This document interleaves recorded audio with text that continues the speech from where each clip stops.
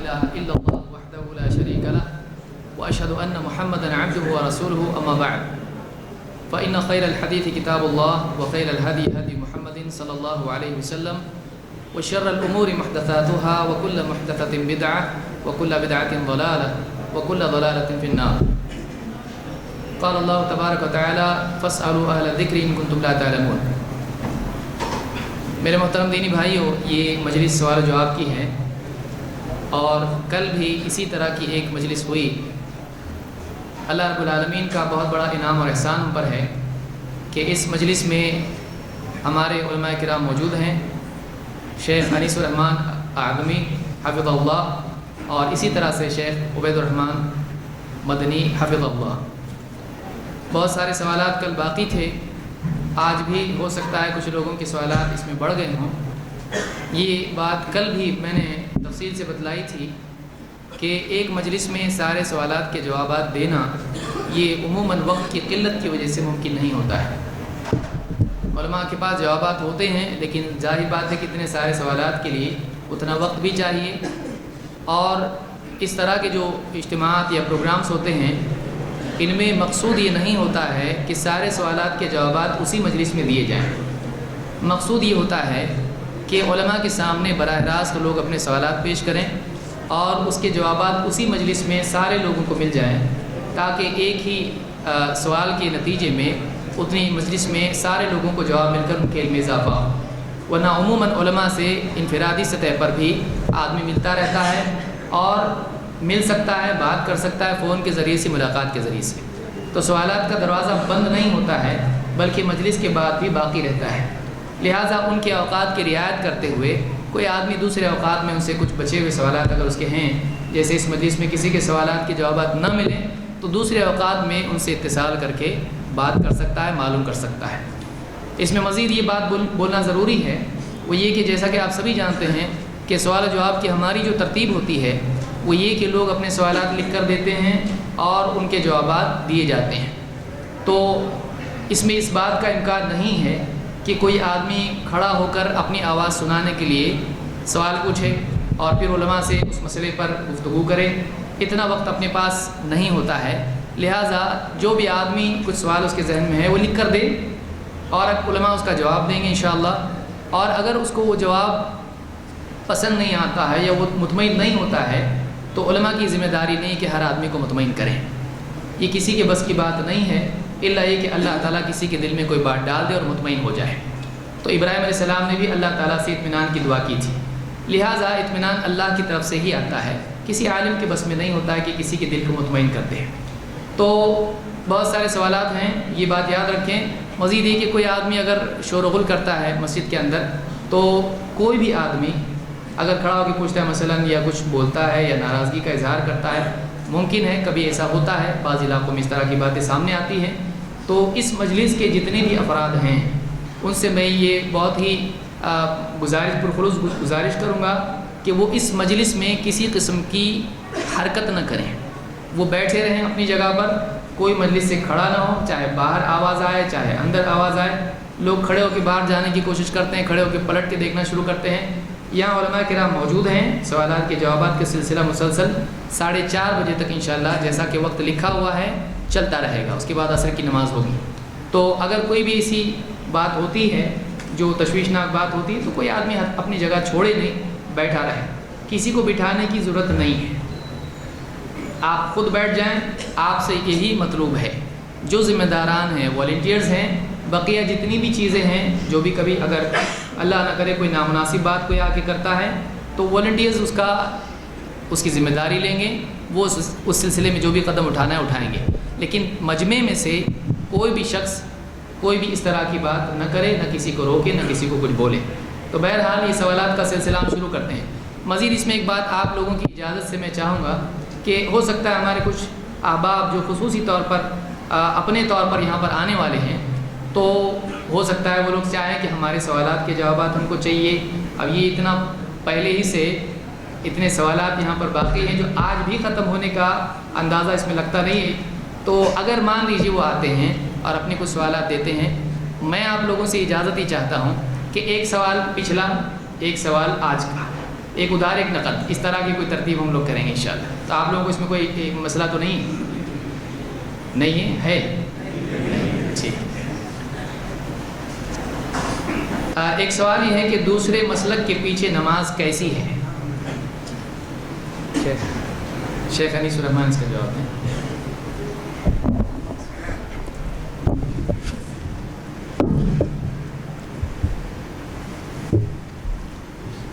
بسم اللہ الرحمن الرحیم وبہ نستعین۔ محترم علماء کرام، منتظمین جلسہ اور حاضرین مجلس، میرے لیے بہت ہی خوشی اور اطمینان کی بات ہے کہ ہمارے عزیز گرامی ڈاکٹر عبید الرحمن صاحب یہاں تشریف فرما ہیں الحمدللہ۔ انہوں نے مدینہ یونیورسٹی سے کلیت الحدیث میں پی ایچ ڈی کی ہے، اس لیے میں ان سے گزارش کروں گا کہ کسی طرح کے جواب کے اندر کوئی نقص ہو جائے، کوئی غلطی ہو جائے تو ضرور اس کی فوراً اصلاح فرما دیں۔ کل جیسے نماز جنازے کے تعلق سے ہوا کہ بچہ نابالغ بچے کی نماز جنازہ پڑھنے کے سلسلے میں انہوں نے کہا کہ صاحب شیخ البانی صاحب نے لکھا ہے وَالسِّقْتُ يُصَلَّى عَلَيْهِ کہ جو بچہ جان پڑنے کے بعد مر جاتا ہے ماں کے پیٹ سے پیدا ہو کر، اس کی نماز جنازہ پڑھنی چاہیے۔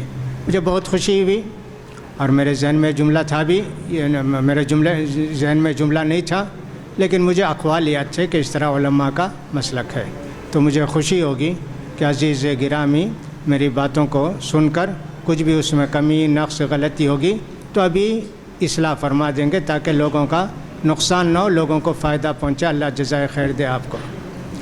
ایک سوال بار بار کیا جاتا ہے اور ہر مجلس میں کیا جاتا ہے، ہمیشہ کیا جاتا ہے، ان میں سے ایک سوال یہ بھی ہے کہ دوسرے مسلک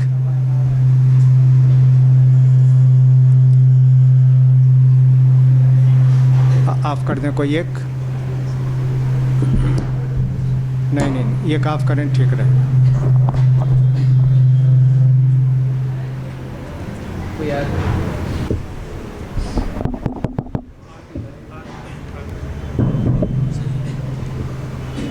تو یہ سوال عام طور پر کیا جاتا ہے، اس کا جواب تو بہت طویل ہو سکتا ہے۔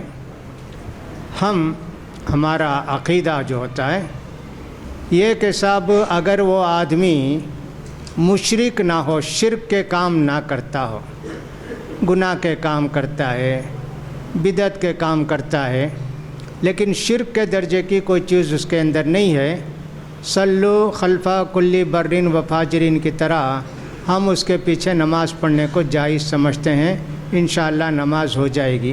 لیکن جو آدمی کے شرک کے کام کرتا ہو، بہت متقی اپنے آپ کو سمجھتا ہو، کچھ بھی ہو، اس کے پیچھے ہم نماز پڑھنے کو جائز نہیں سمجھتے، نہیں پڑھتے۔ یہ میرا مختصر جواب تھا۔ سوال ہے کہ رفع الیدین کے بغیر اور نماز کے بعد اجتماعی دعا کیسی ہے؟ شیخ عبید الرحمن۔ السلام علیکم ورحمۃ اللہ وبرکاتہ۔ بسم اللہ الرحمن الرحیم، الحمدللہ رب العالمین، والصلاة والسلام علی رسول الامین وعلی آلہ وصحبہ اجمعین ومن تبعہم بإحسان الی یوم الدین، اما بعد۔ رفع الیدین نماز کے اندر مسنون ہے، نبی کریم صلی اللہ علیہ وآلہ وسلم کی ایک سنت ہے، اگر ہم اس کی پابندی کرتے ہیں تو اللہ رب العالمین کی طرف سے اس کے لیے جو بھی اجر متعین ہے وہ انشاءاللہ ہمیں ملے گا، اور اگر یہ سنت ہم سے فوت ہو جاتی ہے تو اس اجر سے ہم محروم ہو جائیں گے، یعنی نماز صحیح ہوگی مگر اس قدر اجر کم ہوگا جو رفع الیدین کرنے کا اللہ رب العالمین نے رکھا ہے۔ نماز کے بعد اجتماعی دعا کے حوالے سے جو بات کہی گئی ہے، نبی کریم صلی اللہ علیہ وآلہ وسلم نے 5 وقتہ نمازوں میں سے کسی بھی نماز میں کبھی بھی آپ نے اس طرح سے کوئی دعا نہیں مانگی ہے، جبکہ آپ برابر 5 وقتہ نماز ادا کرتے تھے اور صحابہ کرام ہر چھوٹی بڑی ساری چیزوں کو نوٹ کیا کرتے تھے مگر یہ چیز کہیں بھی نہیں ہے کہ آپ نے نماز کے بعد اس کا اہتمام فرمایا ہے۔ جن چیزوں کا آپ نے اہتمام کیا ہے اس کو کرنا یقیناً سنت ہے۔ جو اذکار ہم جانتے ہیں ان اذکار کو دہرانا، اس پر عمل کرنا، یہی نبی کریم صلی اللہ علیہ وسلم کی نماز کے بعد کی سنت ہے۔ اور اجتماعی طور پر یہ جو دعا ہمارے درمیان رائج ہے اس کا کوئی تعلق نبی کریم صلی اللہ علیہ وسلم کی سنت سے نہیں ہے، اس لیے اس سے بچنا ہی نبی کریم صلی اللہ علیہ وسلم کی سنت ہوگی۔ سوال ہے کہ کیا حنفی طریقے سے نماز پڑھنا غلط ہے؟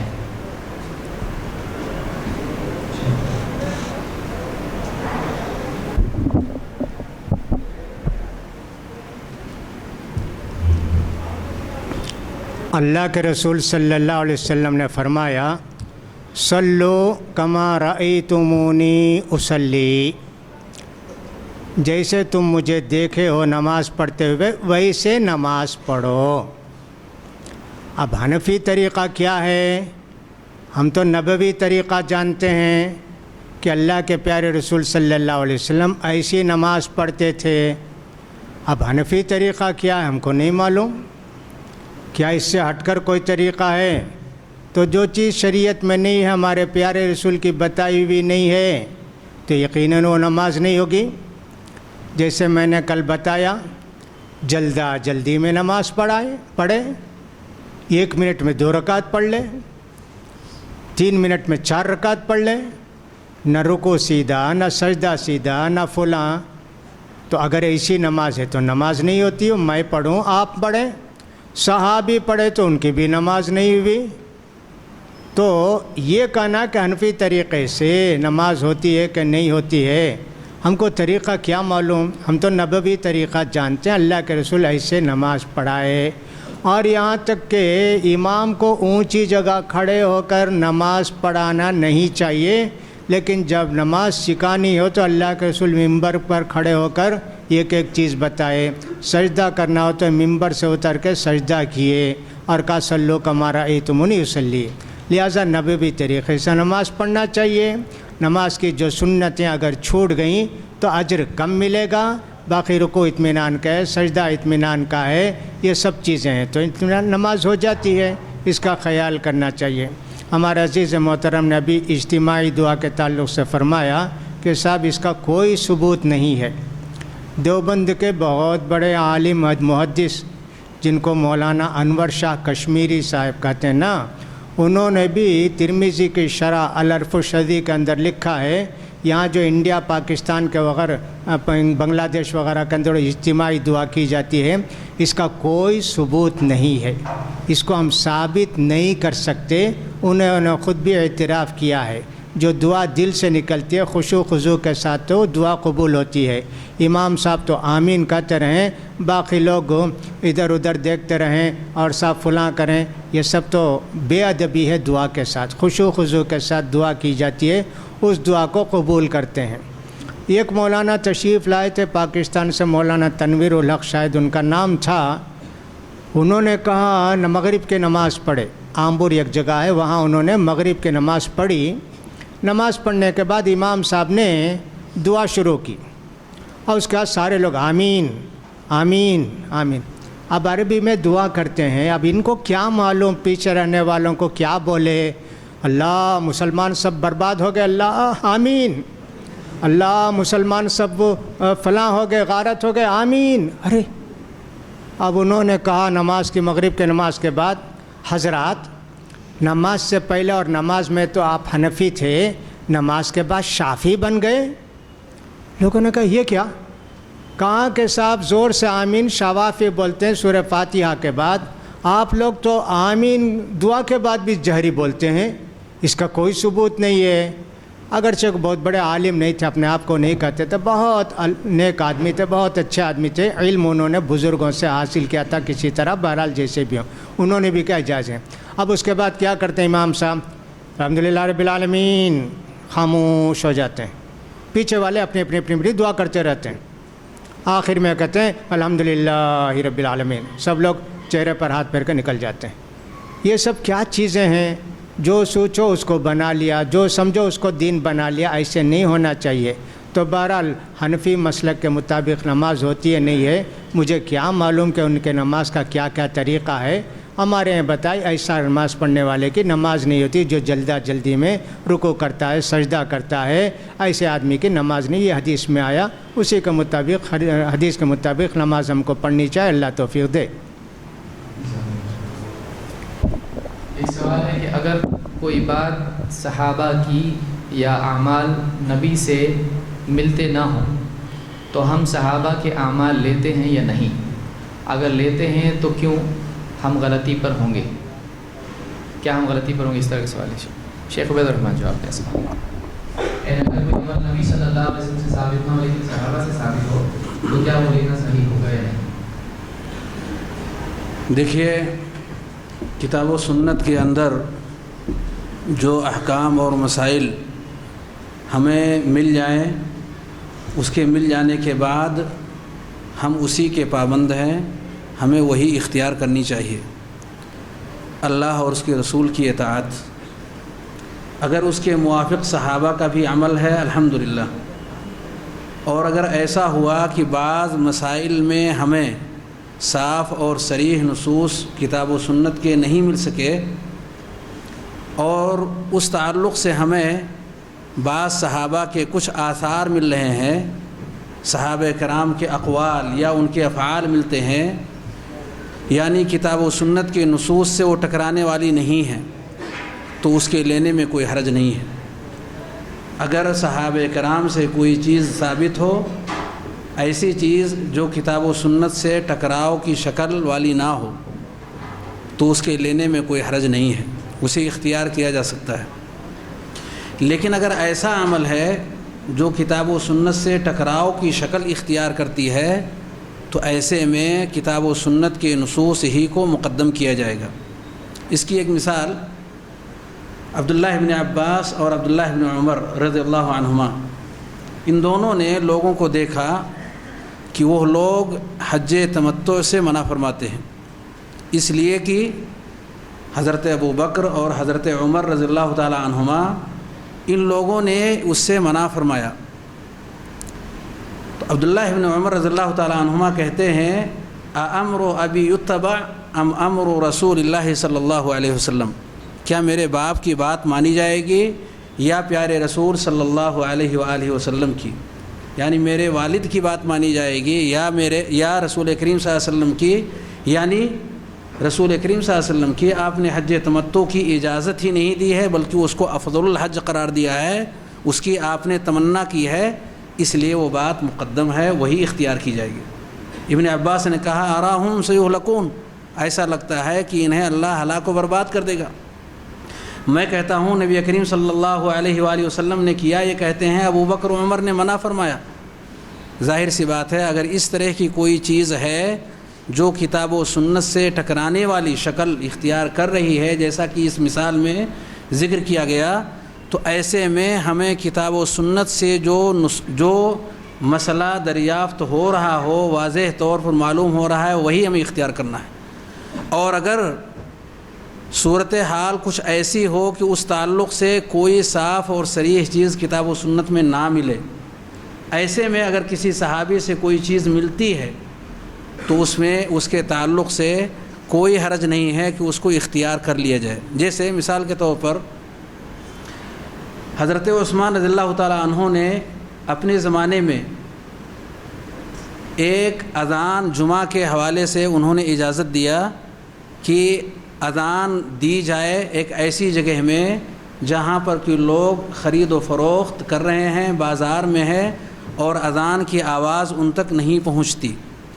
نبی کریم صلی اللہ علیہ وسلم کے زمانے میں ایک ہی اذان تھا اور حضرت عثمان رضی اللہ تعالی عنہ نے اس اذان کے حوالے سے کہ لوگوں کو اس کی خبر نہیں ہو پاتی، وقت کا ان کو دھیان نہیں ہو پاتا، انہوں نے اس اذان کے حوالے سے کہا کہ مارکیٹ کے اندر جو کہ مسجد سے قریب 1 کلومیٹر کے قریب میں وہ واقع ہے، وہاں پر زورا نامی مارکیٹ کے اندر انہوں نے اس اذان کے حوالے سے یہ بات کہی کہ وہاں اذان دے دی جائے تاکہ لوگوں کو اس کی خبر ہو، اس لیے کہ اذان کا جو مقصد تھا وہ ان کی نگاہوں میں تھا کہ اس سے مقصود یہ ہے کہ لوگوں کو نماز کے وقت کی خبر ہو جائے، اور خبر ہو نہیں پاتی، لوگوں کو جانکاری ہو نہیں پاتی، اس لیے انہوں نے اجتہاد کیا اور وہاں اذان دینے کی بات کہی، اور اس کو لے لیا گیا، اختیار کر لیا گیا، اس لیے کہ وہ مقصد سے ٹکراتا نہیں ہے بلکہ مقصد سے موافق ہے۔ شریعت کا جو مقصود ہے اذان سے، وہ مقصود وہی ہے جو حضرت عثمان رضی اللہ تعالیٰ عنہ نے پیش کیا۔ لیکن اگر صورتحال ایسی ہو جائے جیسے کہ اب ہو چکا ہے کہ پہلی اذان کی آواز وہیں تک پہنچتی ہے جہاں تک دوسری اذان کی آواز پہنچتی ہے، تو حاصل اتنا ہی رہا جتنا کہ پہلے اذان سے حاصل رہا۔ ان کا جو مقصود تھا وہ اب حاصل نہیں رہا، یعنی اس لاؤڈ اسپیکر کے ذریعے سے ہمارا وہ مقصود جو حضرت عثمان رضی اللہ تعالیٰ عنہ نے سوچا تھا وہ گویا کہ پورا ہو رہا ہے۔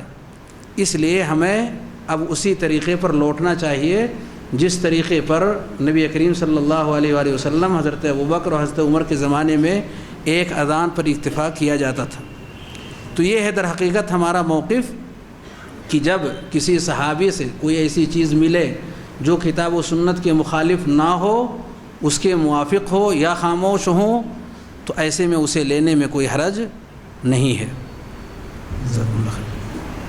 ایک سوال یہ ہے کہ دین میں بدعت کی جب گنجائش نہیں ہے تو کچھ باتیں جو دین میں شامل ہیں جیسے مسجد، اذان، کپڑے، ویڈیو ریکارڈنگ، قرآن میں زیر زبر، ان میں تبدیلی کیوں کی گئی؟ کیا یہ بدعت نہیں؟ برائے مہربانی ہمیں سمجھائیے۔ شیخ انیس الرحمن سے۔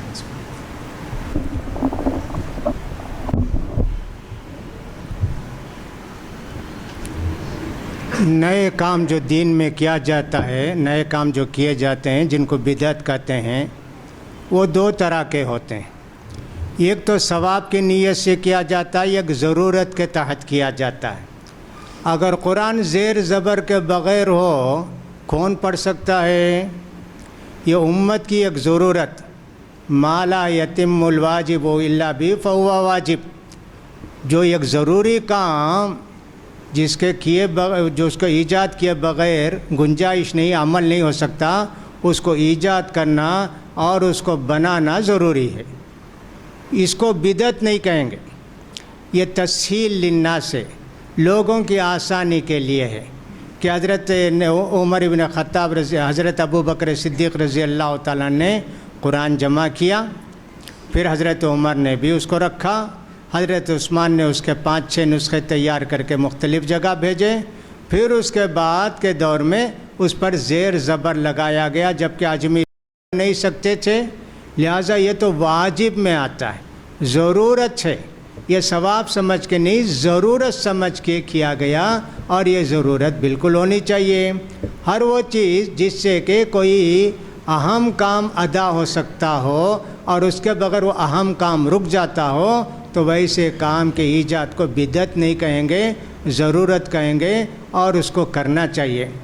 باقی رائے ویڈیو وغیرہ ان کی سب کوئی گنجائش نہیں ہے۔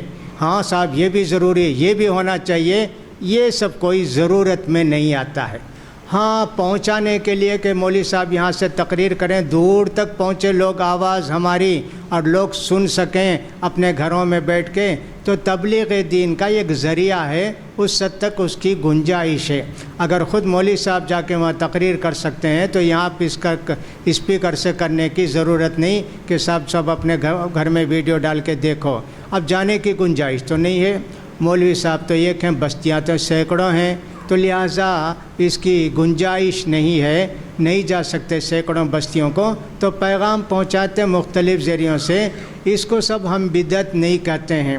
کوئی یہ کہے کہ اللہ کے رسول صلی اللہ علیہ وسلم نے بس میں سواری کی، کیا بس میں بیٹھنا بدعت ہے؟ کون کہتا ہے جی؟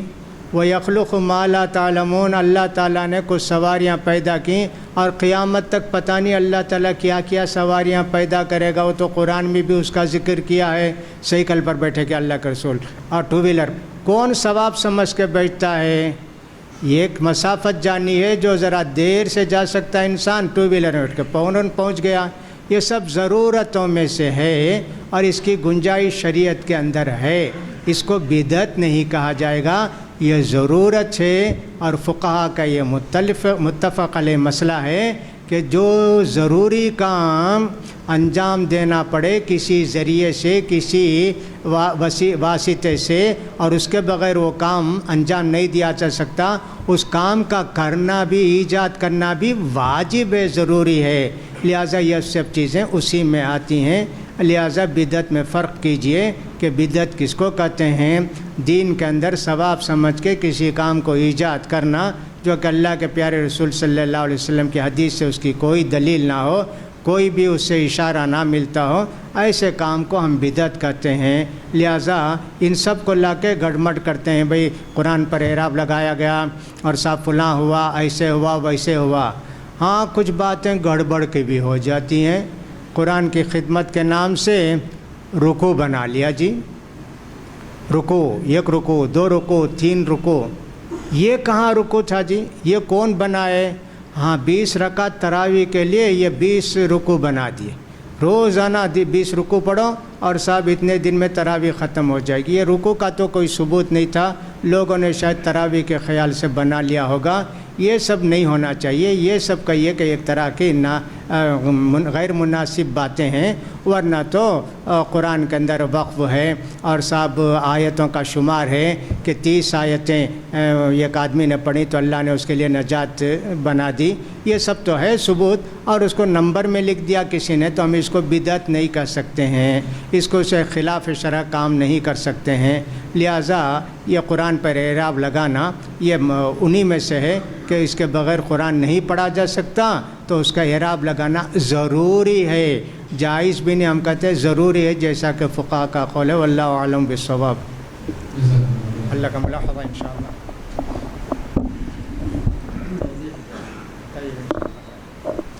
شیخ عبید الرحمن کے لیے ایک سوال ہے کہ اللہ شرک کا گناہ معاف نہیں کریں گے تو کیا کفر کا اور بدعت کا گناہ معاف ہو سکتا ہے؟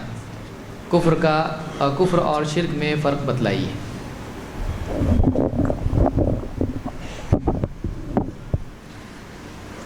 در حقیقت یہ سوال اس آیت کریمہ کو سامنے رکھ کر کے کیا گیا ہے جس میں اللہ رب العالمین نے فرمایا ان اللہ لا یغفر ان یشرک بہ ویغفر ما دون ذلک لمن یشاء۔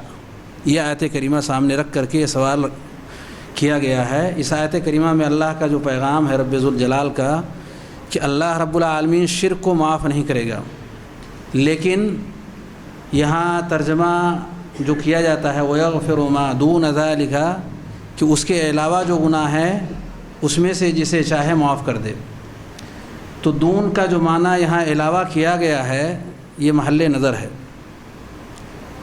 دون کا یہاں معنی علاوہ کے بجائے اس سے کم درجے کا گناہ، یعنی شرک سے کم درجے کا اگر کوئی گناہ ہے تو اسے اللہ رب العالمین اگر چاہے گا تو معاف کر دے گا۔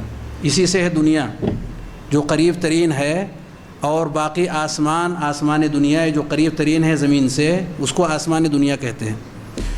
تو یہاں دون کے معنی ہیں کم تر، یعنی شرک سے کم تر جو گناہ ہوگا، کم درجے کا جو گناہ ہوگا، اللہ رب العالمین اسے چاہے گا تو معاف کر دے گا، نہیں چاہے گا تو اس کی سزا دے گا۔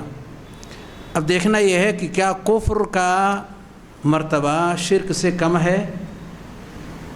کیا کفر کا درجہ اور مرتبہ شرک سے کم ہے؟ کیا اللہ رب العالمین نے اس کا درجہ کم بیان کیا ہے یا اس کی سزا کم بیان کی ہے شرک کے بنسبت؟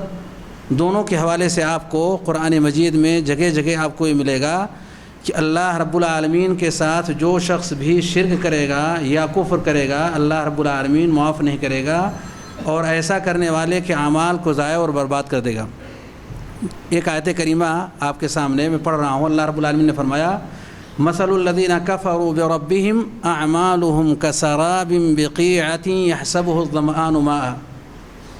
اللہ رب العالمین نے کافروں کے اعمال کی مثال بیان کیا ہے کہ جیسے آدمی کو دور سے نظر آئے کہ وہ پانی ہے، حالانکہ جب وہاں پہنچے تو اسے پانی نہ ملے، بالکل کچھ بھی وہاں کوئی چیز نہیں ہے، یعنی اللہ رب العالمین اسے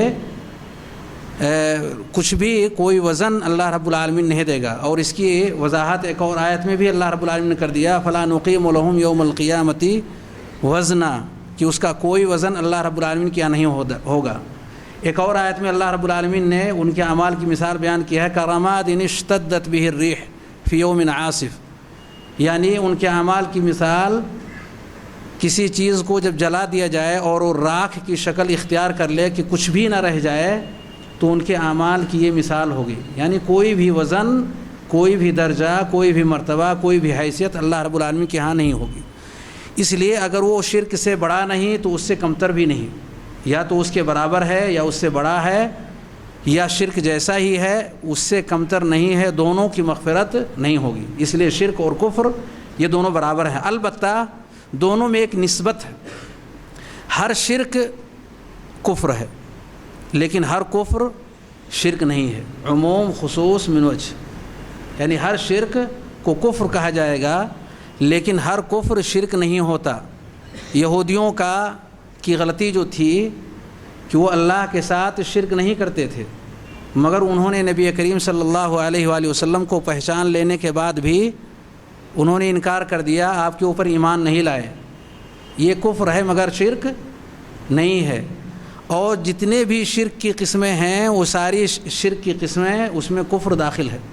یعنی ہر شرک کفر ہے. جو بھی شرک کی مثالیں آپ لیں، اللہ کی عبادت کرتا ہے، غیر اللہ کی بھی عبادت کرتا ہے، وہاں بھی دعائیں مانگتا ہے، وہاں بھی کرتا ہے، وہ اللہ رب العالمین کی آیات کا بھی انکار کر رہا ہے جو اس سے متعلق ہیں، اور جو حکم اس کے تعلق سے دیا گیا ہے وہ شرک کے ساتھ ساتھ کفر بھی کر رہا ہے. یعنی یہ نسبت دونوں کے درمیان پائی جا رہی ہے. بدعات کا جو ذکر آیا ہے، بدعات کفر اور شرک سے کمتر گناہ ہے. اللہ رب العالمین اگر اسے چاہے تو معاف کر دے. اگر بدعات سے بدعت صغیرہ مراد ہے تو، اگر بدعت کبیرہ مراد ہے، یعنی بدعات کی دو قسمیں ہیں. بدعت کبیرہ اگر اس سے مراد ہے یعنی اس سے مراد کفر اور شرک ہے، اس لیے کہ وہ بھی دین میں نہیں ہے، اللہ رب العالمین کی دین سے اس کا کوئی تعلق نہیں ہے، تو اگر بدعت کبیرہ ہے تو وہ بھی معاف نہیں ہے. بدعت صغیرہ اگر اللہ رب العالمین چاہے گا تو معاف کر سکتا ہے.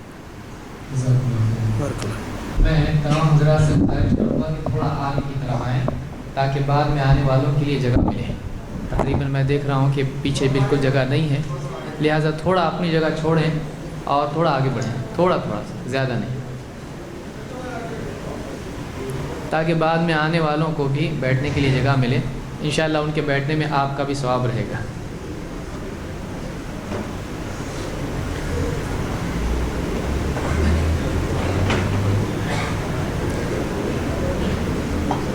کسی کو دھکا نہ دیں اس میں، اور کسی کو گھور کے بھی نہ دیکھیں اگر کوئی کہے آگے چلو.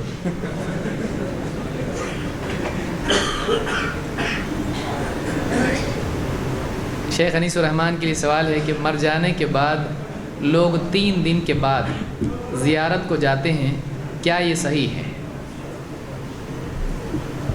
یعنی کسی کے مر جانے کے بعد دوسرے لوگ جاتے ہیں.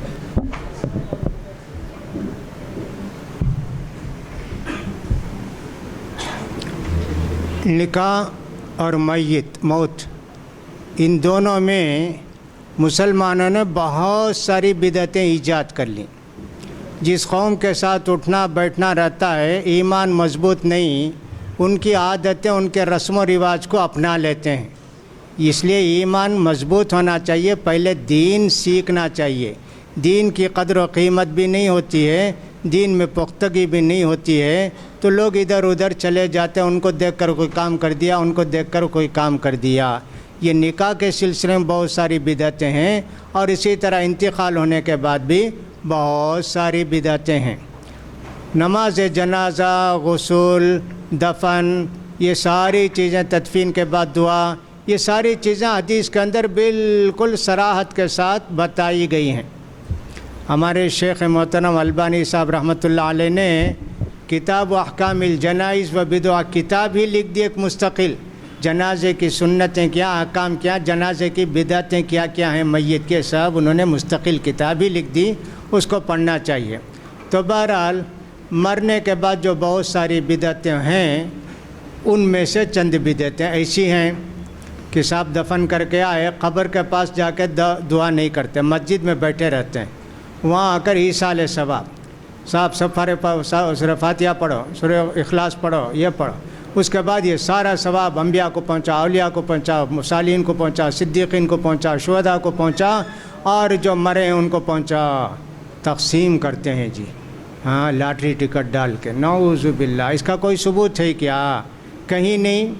اسی طرح میت کے گھر کو کھانا بھیجنا چاہیے، لا کے میت کے گھر میں لوگ کھانا کھاتے ہیں، ان کا تسلی دینا ٹھیک ہے، تعزیتی جلسہ رکھنا بدعت ہے۔ یہ 3 دن کے بعد جانا زیارت کرنا، اس کا کوئی ثبوت نہیں ہے، 40ویں کا کوئی ثبوت نہیں ہے، برسی کا کوئی ثبوت نہیں، یہ سب بدعتیں ہیں، بچنا چاہیے۔ دین سیکھو، کتاب و سنت پڑھو، دین کی حقیقت جانو، اس کے مطابق زندگی گزارو۔ تو تیجا بھی نہیں ہے، 40واں بھی نہیں ہے، 7واں بھی نہیں ہے، کوئی چیز اسلام کے اندر نہیں ہے جو ثواب کے کام سے کیا جاتا ہے، یہ سب نہیں کرنا چاہیے، بدعت ہیں، اللہ بچائے بھائی۔ شیخ عبد الرحمان کے لیے ایک سوال ہے، کیا مونچھوں کو کاٹنا، پورا کاٹ دینا کیا مسئلہ ہے؟ یعنی پوری مجھے مونڈ دینے کا یا کاٹ دینے کا کیا مسئلہ ہے؟ حدیث کے الفاظ میں ہیں انہک الشوارب، بعض الفاظ میں انہکو کے بجائے دوسرے الفاظ ہیں قص الشوارب۔ قص کا مطلب ہے کہ اس کو کاٹا جائے، کترا جائے، کم زیادہ ہر ایک کی اپنی اپنی طبیعت ہے، چاہت ہے، وہ اپنے حساب سے مونچھوں کو کترتا ہے، قص الشوارب کے اندر داخل ہے، یعنی اسے اللہ رب العالمین کی طرف سے یہ اجازت ملی ہوئی ہے کہ وہ مونچھوں کو کتر لے۔ لیکن انہکو کے جو الفاظ ہیں، انہکو کے معنی ہوتے ہیں جڑ سے ختم کر دینا۔ جڑ سے ختم کر دینے کا کیا معنی ہے؟ کیا اس کا معنی یہ ہے کہ اسے چھیل دیا جائے؟ چھیلنے کے عربی میں اور بھی الفاظ آتے ہیں، دوسرے الفاظ آتے ہیں، اس کا حلق کے الفاظ آتے ہیں، حلقہ یحلقو، چھیل دینا۔ انہکو یعنی اتنا زیادہ اس کو چھوٹا کیا جائے کہ وہ بالکل جڑ کے قریب ہو جائے، یہ انہکو کا معنی ہے۔ اس کا یہ معنی نہیں ہے کہ اسے استرا لگا کر کے اور بالکل ہی ختم کر دیا جائے، یہ انہکو کا معنی نہیں ہے۔ اس لیے اس لفظ سے اگر کسی بھائی کو یہ دھوکہ لگا کہ اسے استرا چلانا ہے تو یہ غلط ہے۔ صحیح یہ ہے کہ اسے کاٹا جائے، کترا جائے۔ ہاں، اگر کوئی شخص انہکو پر عمل کرنا چاہتا ہے تو اتنا زیادہ اسے کتر دے کہ بالکل جڑ تک پہنچ جائے، لیکن اسے حلق کرنا اور چھیلنا، استرا لگانا اس کے اوپر صحیح نہیں ہے۔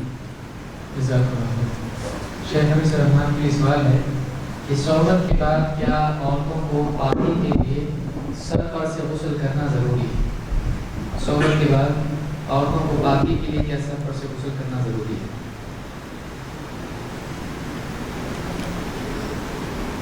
بسم اللہ۔ ہاں، سر بھی دھونا چاہیے، غسل کا طریقہ ہی بتا گیا، نہانے سے اس کی ناپاکی دور ہو جاتی ہے۔ سنت کے مطابق غسل کرنے سے ناپاکی دور بھی ہوتی ہے اور ثواب بھی ملتا ہے۔ اس لیے جب بھی آپ غسل کریں، یہاں تک کہ جمعے کے غسل کے اندر بھی غسل الجنابہ کا لفظ آیا، اس کا غسل کا بھی ثواب ہے، سنت کے مطابق کرنے کا بھی ثواب ہے۔ لہٰذا عورت ہو مرد ہو، دونوں کو سنت کے مطابق غسل کرنا چاہیے۔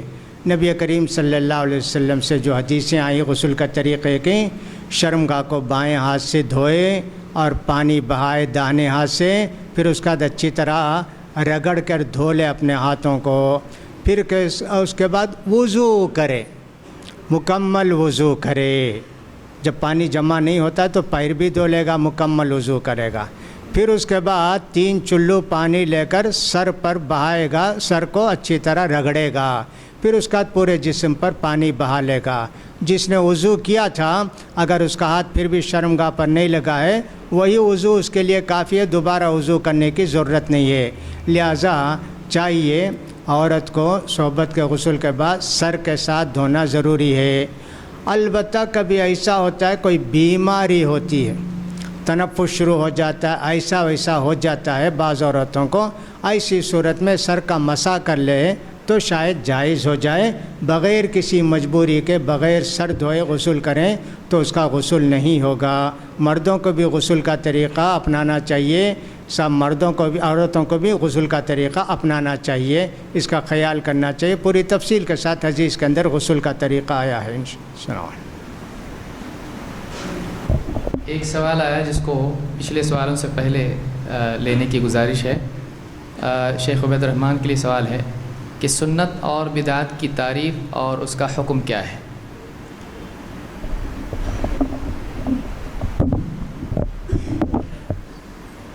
سنت عربی زبان میں طریقے کو کہتے ہیں، سننا عربی زبان میں طریقے کو کہا جاتا ہے، اور شریعت کی زبان میں سنت کہا جاتا ہے نبی کریم صلی اللہ علیہ وآلہ وسلم سے منسوب قول، فعل اور وہ کام جو آپ کے سامنے کیا گیا ہو اور آپ اس پر خاموش رہے ہوں۔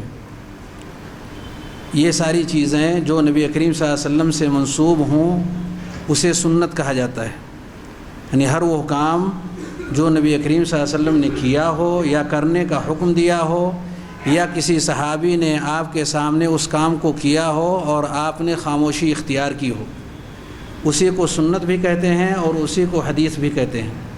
وہی سنت ہے اور وہی حدیث ہے، یہ دونوں الفاظ ہیں اور دونوں کا مفہوم ایک ہے شرعی اصطلاح میں۔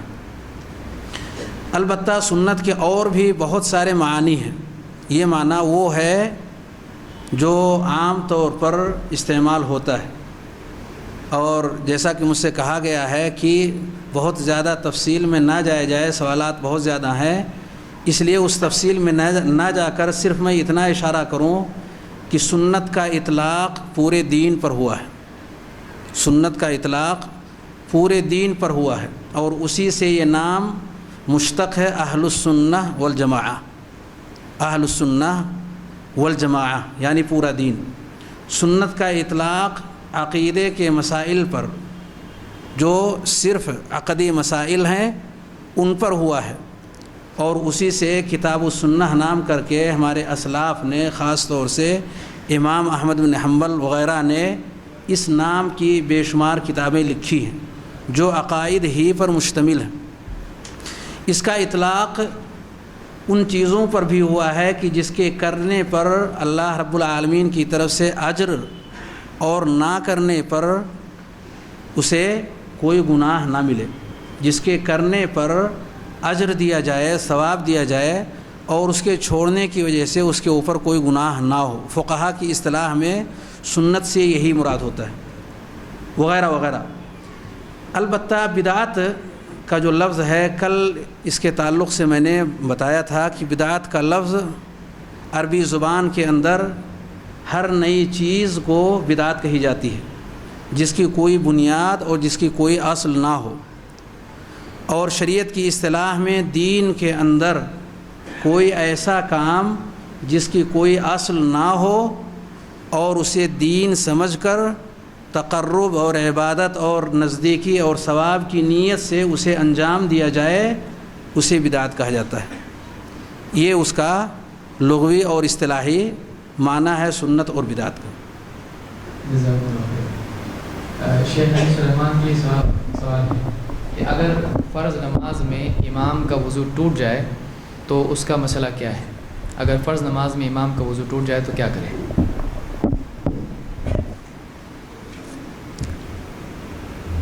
امام کا وضو ٹوٹ جائے، مقتدی کا وضو ٹوٹ جائے نماز کی حالت میں، فوراً نماز چھوڑ کے جا کے وضو کر کے پھر نماز میں شامل ہونا چاہیے، اور گویا اس کی نماز وہیں سے شروع ہوگی جہاں سے دوبارہ اس نے نماز شروع کی۔ یہ نہیں کہ جو نماز پہلے پڑھا تھا اتنا قبول ہو گیا اور باقی کی 2 رکعت پڑھ لے، 4 رکعت میں سے، ایسے نہیں ہونا چاہیے۔ تو فوراً وضو جب ٹوٹ گیا تو اس کو چاہیے کہ نماز چھوڑ کے نکل کے چلے جائے کسی بھی طرف سے، لیکن جانے سے پہلے اس کے لیے ضروری ہے پیچھے کسی مقتدی کو آگے بڑھا دے، امامت وہ کرے گا، امامت وہ کرے گا۔ نبی کریم صلی اللہ علیہ وسلم ایک مرتبہ نماز شروع کر دیے، اچانک یاد آیا آپ کو کہ آپ ناپاک ہیں، جنابت کی حالت میں ہیں، اشارہ کیا مقتدیوں کا اسی رہو، گئے 2 منٹ میں غسل کر کے آئے، آپ نے نماز جاری رکھی۔ اب یہ اللہ کے رسول صلی اللہ علیہ وسلم امام تھے، وہی نماز پڑھاتے تھے۔ آج کل کے لوگوں کو چاہیے کہ ان لوگوں کو انتظار نہ کرائیں، بے وضو کر کے آتا ہوں، اشارہ کر کے کہہ دیا تم رہے۔ اس کو چاہیے کہ مقتدی میں سے کسی کو آگے بڑھا دیں اور جا کے وضو کر کے اپنی نماز کی بنا کرے، اپنی نماز کو شروع کرے۔ اسی لیے اللہ کے پیارے رسول صلی اللہ علیہ وسلم فرمایا کرتے تھے لیلنی منکم اولو الاحلام والنہی، میرے پاس کھڑے ہونے والے لوگ عقل مند، ہوشیار، دین کے سمجھدار لوگوں کو میرے قریب کھڑے ہونا چاہیے، تاکہ ایسی کوئی صورتحال پیدا ہو جائے تو ان کو اپنی جگہ بنا کے چلے جائیں۔ حضرت عمر رضی اللہ تعالیٰ عنہ پر حملہ کیا گیا، فوراً عبد الرحمن بن عوف آگے بڑھ کر نماز کو مکمل کیے، پھر وہ نماز سب کی ہوئی۔ لہٰذا وضو ٹوٹ جائے تو فوراً جانا چاہیے، شرما کر ویسی مقتدی نماز پڑھے، امام نماز پڑھے، بہت بڑا گناہ ہے، اس کا خیال کرنا چاہیے، اس کا خیال کرنا چاہیے۔ بغیر وضو کے نماز جاری رکھنا، حدث ہونے کے باوجود، وضو ٹوٹنے کے باوجود، یہ گناہ ہے، جرات ہے، ایسا نہیں کرنا چاہیے۔ ایک سوال جو مقدم کرنے کے لیے کہا گیا ہے، غیر مقلدین کے پیشوا وحید الزمان صاحب موصوف نے فقہ حنفی کی مشہور کتاب در مختار کے مقابلے میں ایک کتاب لکھی جس کا نام نزول الابرار من فقہ نبی مختار رکھا۔ اس کتاب میں جو کچھ لکھا ہے وہ صحیح ہے کیا؟ شیخ نہیں کیا سوال؟ غیر مقلدین کی پیشوا وحید الزمان صاحب موصوف نے فقہ حنفی کی مشہور کتاب در مختار کے مقابلے میں ایک کتاب لکھی جس کا نام نزول الابرار من فقہ نبی مختار رکھا۔ اس کتاب میں جو کچھ لکھا ہے کیا وہ صحیح ہے؟ کیا وہ سب صحیح ہے؟ دیکھیے، غیر مقلد سے کیا مراد ہے، میں یہ سمجھنے سے قاصر ہوں کہ کیا اس مجلس میں کوئی غیر مقلد ہے یا نہیں۔ جہاں تک جس سے سوال کیا جا رہا ہے، یہ غیر مقلد کے بجائے اہل حدیث ہیں، اور ہر زمانے میں یہ اپنا نام اہل الحدیث ہی رکھتے رہے اور اسی کا اعلان کرتے رہے، اپنا نام یہی بتاتے رہے۔ نام چینج کرنا یا نام کے ذریعے سے کسی کو یاد کرنا کسی ایسے نام سے جو اسے اچھا نہ لگے، میں سمجھتا ہوں کہ قرآن مجید نے اس سے منع فرمایا ہے۔ تنابز بالالقاب سورہ حجرات کے اندر موجود ہے۔ اگر کوئی شخص یہ چاہتا ہے کہ کسی بھائی کو یاد کرے تو اس کے ان ناموں سے یاد کرے جو نام اسے پسند ہیں۔ اہل الحدیث نے اپنا نام اہل الحدیث رکھا ہے، اگر انہیں یاد کرنا ہے تو انہی ناموں سے یاد کیا جائے جو اپنا نام اپنے لیے پسند کرتے ہیں۔ یہ نہیں کہ انہیں وہ نام دیا جائے جو نام انہوں نے نہیں رکھا، گالی کے طور پر یا مذمت کے طور پر یا کسی بھی اور انداز سے انہیں غیر مقلد کہہ کر کے پکارا جاتا ہے۔ دوسری چیز جو اس سوال کے اندر آئی ہوئی ہے وہ یہ کہ غیر مقلد کے پیشوا کے معنی اغوا، رہنما، امام۔ کل میں نے اشارہ دیا تھا کہ غیر مقلد کا یا اہل الحدیث کا امام کون ہے؟ جو تمام اماموں کے امام ہیں، جو تمام اماموں کے امام ہیں، جو صحابہ اور تابعین کے امام ہیں، جو سارے انبیاء کے امام ہیں، وہی ان کے پیشوا ہیں۔ ان کے حوالے سے اگر کوئی چیز منسوب کی جا رہی ہے، اہل الحدیث نہ دن دیکھتا ہے نہ رات، اگر اب تک اس کا عمل نہیں رہا ہے اور اس امام کی طرف سے، اس پیشوا کی طرف سے اگر کوئی بات ذکر کی جاتی ہے تو بھولی بسری ایسی ساری چیزوں کو وہ بلا کسی تردد کے اختیار کرنے میں ذرہ برابر تأمل سے کام نہیں لیتا۔ وہ اسے اپنے لیے اس گمشدہ سامان کی طرح سے سمجھتا ہے جو اپنے کسی بھائی نے اسے یاد دلا دیا اور اس کا وہ مشکور بھی ہوتا ہے۔ اس لیے پیشوا کے طور پر اگر اہل الحدیث کے کسی بھی پیشوا کا نام اگر ذکر کیا جائے تو وہ پیشوا اگر کسی کو تسلیم کرتے ہیں تو وہ امام الانبیاء جناب محمد الرسول اللہ صلی اللہ علیہ وآلہ وسلم ہی کو تسلیم کرتے ہیں۔ ان کے علاوہ باقی جتنے بھی ہیں ان سب کے پیشوا بھی وہی ہیں۔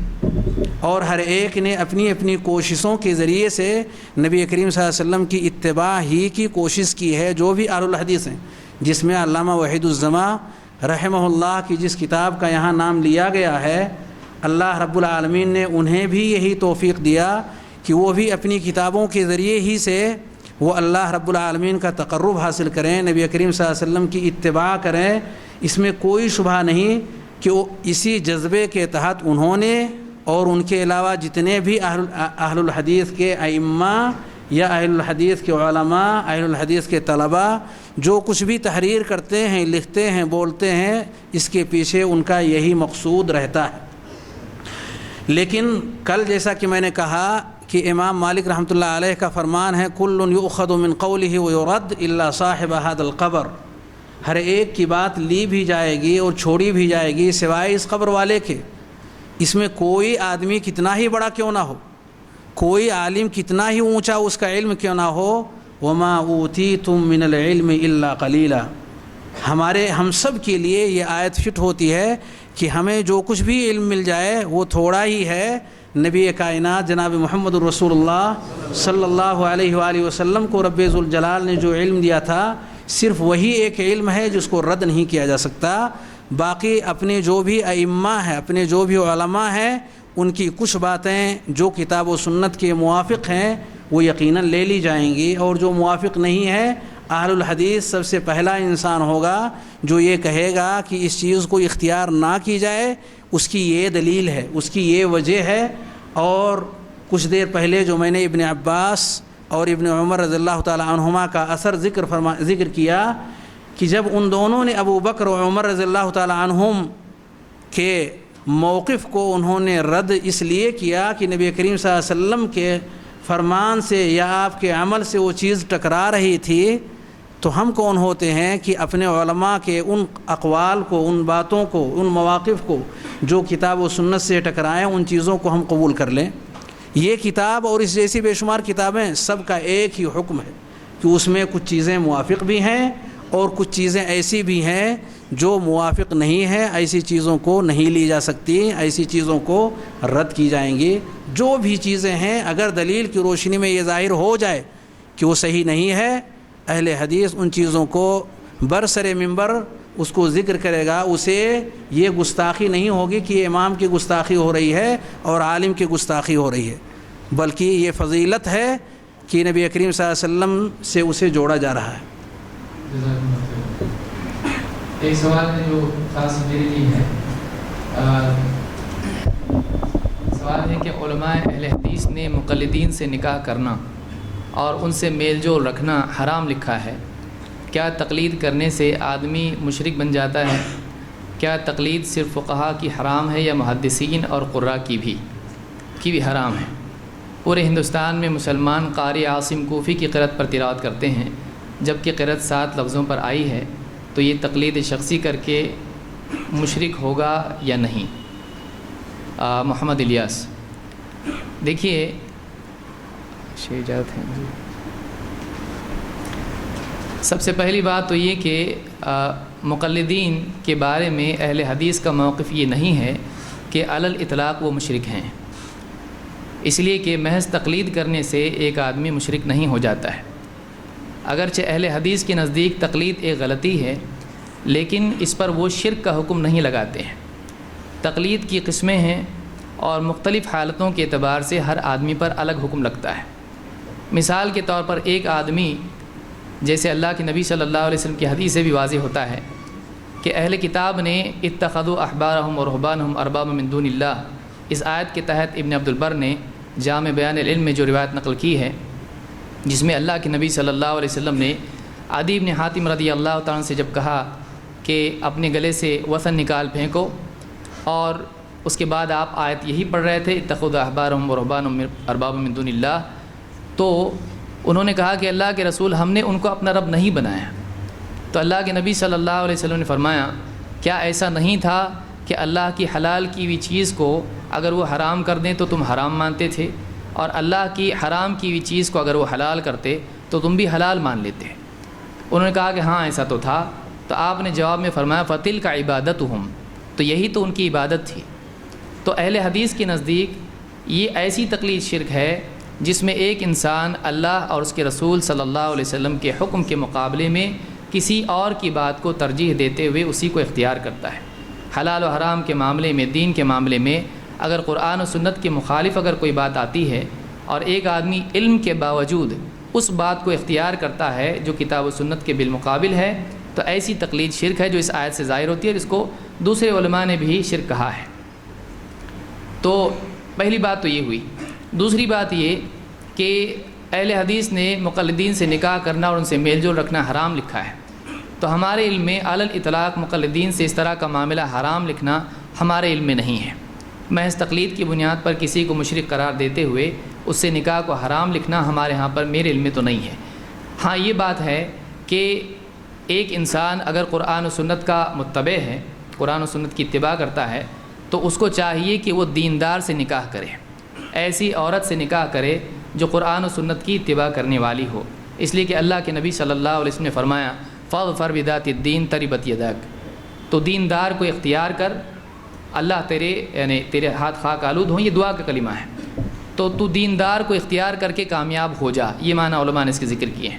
تو ایک انسان کو چاہیے کہ وہ نکاح کرے، مرد ہو تو عورت سے، یا ایک عورت کا ماں باپ اس کے ولی نکاح کریں کسی شخص سے، تو یہ دیکھیں کہ وہ دیندار ہو۔ اور ہمارے نزدیک دینداری یہ ہے کہ ایک انسان کسی ایک عالم کی تقلید خاص کر کے اسی کی بات کو ماننے لگ جائے، ہمارے نزدیک یہ غلطی ہے، یہ صحیح نہیں ہے۔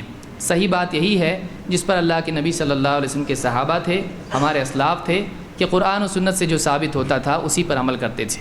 اس اعتبار سے ایک آدمی کو چاہیے کہ اس کے لیے بہتر اور اولا یہ ہے کہ وہ ایسی عورت سے نکاح کرے جو قرآن و سنت کی پابند ہو، مقلد نہ ہو۔ لیکن اگر وہ نکاح کرتا ہے تو اس کا نکاح غلط نہیں بلکہ نکاح صحیح ہوگا، اس لیے کہ ہمارے نزدیک وہ مشرک نہیں ہے۔ مزید اس میں سوال یہ ہے کہ کیا تقلید کرنے سے آدمی مشرک بن جاتا ہے؟ تو میں نے تفسیر اس کی بتلائی۔ کیا تقلید صرف فقہا کی حرام ہے یا محدثین اور قراء کی بھی حرام ہے؟ دیکھیے، تقلید کا لفظ قرآن و سنت میں کہیں بھی موجود نہیں ہے کہ تم کو تقلید کرنا چاہیے۔ قرآن و سنت میں اللہ تعالیٰ نے ہم کو اتباع کا حکم دیا ہے، اور اتباع بھی ہم کو حکم دیا ہے، ایک تو اللہ کی طرف سے نازل ہوئے علم کی، اتبعوا ما انزل الیکم من ربکم، اللہ نے کہا کہ جو تمہارے رب کی طرف سے نازل ہوا ہے اس کی اتباع کرو۔ اسی کے ساتھ اللہ نے فرمایا فاتبعونی یحببکم اللہ، یہ نبی صلی اللہ علیہ وسلم کے بارے میں ہے کہ اے نبی اگر آپ ان سے کہیے قل ان کنتم تحبون اللہ فاتبعونی یحببکم اللہ، اے نبی آپ ان سے کہیے کہ اگر واقعی تم اللہ سے محبت کرتے ہو تو میری اتباع کرو، اللہ بھی تم سے محبت کرے گا۔ تو نبی صلی اللہ علیہ وسلم کی اتباع کرنے کے لیے کہا گیا ہے۔ اسی طرح سے صحابہ کی اتباع کرنے کے لیے کہا گیا ہے، جیسے اللہ نے فرمایا والسابقون الاولون من المہاجرین والانصار والذین اتبعوہم باحسان رضی اللہ عنہم ورضوا عنہ، وہ پہل سبقت لے جانے والے مہاجرین اور انصار، اور وہ لوگ جو بہترین طور پر ان کی پیروی کریں، ان کی اتباع کریں، تو یہ تو ہم کو ملتا ہے۔ تو اس اعتبار سے یہ اتباع ہم دیکھتے ہیں، لیکن تقلید کا لفظ نہ اللہ کے رسول کے لیے ہے، نہ قرآن و سنت کے لیے ہے، نہ صحابہ کے لیے ہے۔ لہٰذا ہم یہ کہتے ہیں کہ اسلام میں جو ہم کو حکم دیا گیا ہے وہ اتباع کا ہے، لہٰذا ہم اتباع کرتے ہیں۔ جہاں تک کہ فقہا اور محدثین اور قراء کا معاملہ ہے، اور آگے سوال پوچھا ہے کہ پورے ہندوستان میں مسلمان قاری عاصم کوفی کی قرأت پر تلاوت کرتے ہیں جبکہ قرأت 7 لفظوں پر آئی ہے، تو یہ تقلید شخصی کر کے مشرک ہوں گے یا نہیں، یا آدمی ہوگا یا نہیں؟ دیکھیے، جب سوال ہی میں اس بات کا اعتراف ہے کہ یہ جو 7 قرأتیں ہیں یہ اللہ کی طرف سے آئی ہیں، تو سب جب اللہ کی طرف سے ہے تو ان میں سے کسی ایک کو اختیار کرنے سے آدمی مقلد کیسے ہوا؟ اللہ کی طرف سے آئی ہوئی قرأت اگر ہے، اگر ایک قاری پڑھ رہا ہے تو وہ اپنے طور پر بنا کے پڑھ رہا ہے یا جیسے اس تک وہ قرأت نقل ہوتی آئی اس کے مطابق پڑھ رہا ہے؟ کیا ہمارا یہ اعتقاد ہے کہ عاصم کوفی اپنے دل سے جیسا چاہے قرآن پڑھتے تھے، یا ہم یہ مانتے ہیں کہ ویسا ہی بعینی ہی قرآن پڑھتے تھے جیسا انہوں نے اپنے اسلاف سے سنا اور سند کے ساتھ میں برابر وہ قرأت چلتی آئی؟ اگر یہ قرأت ہم مانتے ہیں کہ اللہ کی طرف سے دی ہوئی قرأت ہے تو اس کی تلاوت کرنا یہ تقلید نہیں ہوا، یہ اللہ کی طرف سے نازل کی ہوئی قرآن کی تلاوت ہوئی، تو اس کو اگر کوئی آدمی پڑھتا ہے تو اس سے مشرک کیسے ہو سکتا ہے؟ میرے لیے ہے اسی کا۔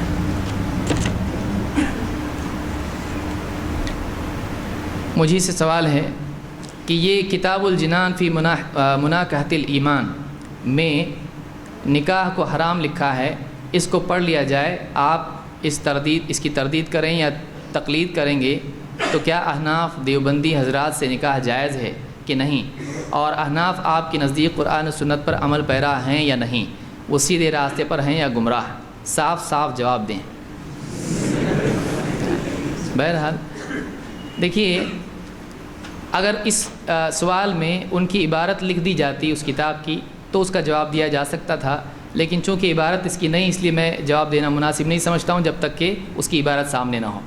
جہاں تک کہ آگے سوال ہے کہ آپ اس کی تردید کریں یا تقلید کریں گے تو کیا احناف دیوبندی حضرات سے نکاح جائز ہے کہ نہیں، میں نے دیکھیے اس سلسلے میں اپنا جواب دے دیا ہے جو آپ کے سامنے صاف ہے۔ رہا یہ کہ اگر کوئی انسان جیسے تقلید کی وہ صورت اختیار کرتا ہے کہ اللہ اور اس کے رسول کی بات سامنے آنے کے باوجود اس کو تسلیم نہیں کرتا ہے، تو میں یہ مانتا ہوں کہ دنیا کے جتنے بھی علماء ہیں، علم کے واضح ہونے کے بعد ایسے انسان کے گمراہ ہونے کا فتویٰ سارے علماء دیتے ہیں۔ اور قرآن کریم میں اللہ تعالیٰ نے فرمایا وَمَن يُشَاقِقِ الرَّسُولَ مِن بَعْدِ مَا تَبَيَّنَ لَهُ الْهُدَىٰ وَيَتَّبِعْ غَيْرَ سَبِيلِ الْمُؤْمِنِينَ نُوَلِّهِ مَا تَوَلَّىٰ وَنُصْلِهِ جَهَنَّمَ وَسَاءَتْ مَصِيرًا۔ جو شخص ہدایت کے واضح ہونے کے بعد رسول صلی اللہ علیہ وسلم کی مخالفت کرے اور ایمان والوں کا راستہ چھوڑ کر کوئی اور راستہ چلے، جہاں وہ مڑا ہے ہم اس کو وہیں موڑ دیں گے اور جہنم میں پہنچا دیں گے، وہ بہت برا ٹھکانہ ہے۔ تو جو انسان حق کے واضح ہونے کے بعد پیارے رسول صلی اللہ علیہ وسلم کی اور صحابہ کے طریق کی یا سارے مسلمانوں کے اجماع کی مخالفت کرتا ہے تو اللہ تعالیٰ نے ایسے آدمی کے لیے جہنم کی وعید دی ہے، گویا کہ یہ اللہ کے نزدیک گناہ ہے اور یہ غلط ہے۔ تو اس اعتبار سے کوئی بھی آدمی ہو، دنیا کا کوئی بھی آدمی ہو، کسی خاص طبقے کی بات یہاں پر نہیں ہو رہی ہے، بلکہ کوئی بھی آدمی ہو جو اس طرح کی تقلید یا اس طرح کا معاملہ اس کے دین کے تعلق سے ہے تو ایسا آدمی دیندار نہیں ہے، لہذا کسی بھی مسلمان کو اپنی بیٹی اس کو نہیں دینا چاہیے۔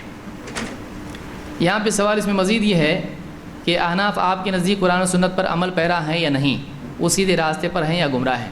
دیکھیے، احناف کے بارے میں ہم جانتے ہیں کہ وہ امام ابو حنیفہ رحمۃ اللہ علیہ کی تقلید کرتے ہیں، اور جہاں تک کہ ہم نے لوگوں سے سنا ہے ان کا کہنا یہی ہے کہ امام ابو حنیفہ رحمۃ اللہ علیہ ہی کی تقلید کرنا چاہیے، اور چاہے امام شافعی کا عمل سامنے آئے، چاہے امام مالک کا سامنے آئے، چاہے امام احمد کا سامنے آئے، ہم کو صرف امام ابو حنیفہ کی ماننا چاہیے۔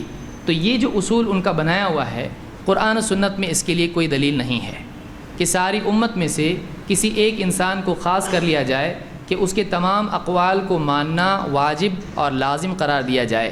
اس طرح کی کوئی دلیل ہمارے علم قرآن و سنت میں نہیں ہے۔ ایسی کوئی شخصیت اگر ہو سکتی ہے تو وہ اللہ کے رسول صلی اللہ علیہ وسلم ہے۔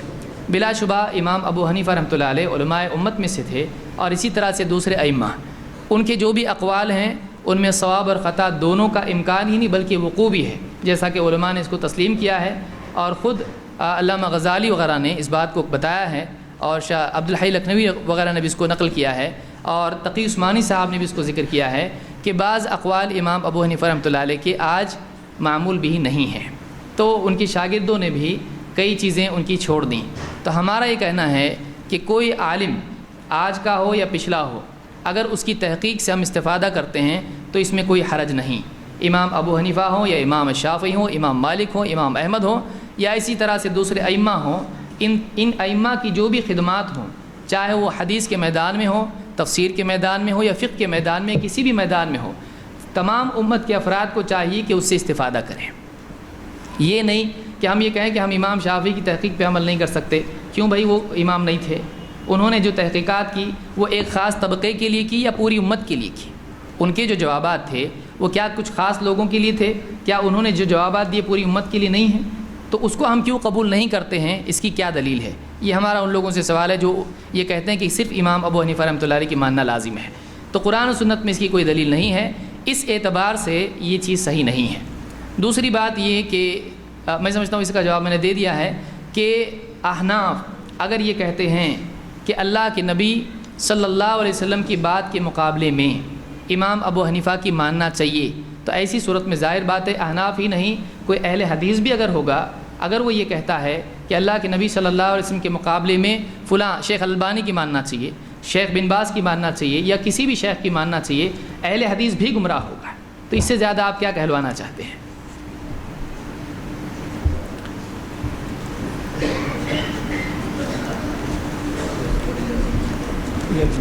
جی جی اس میں مزید روشنی ڈالنا چاہتے ہیں شیخ بن؟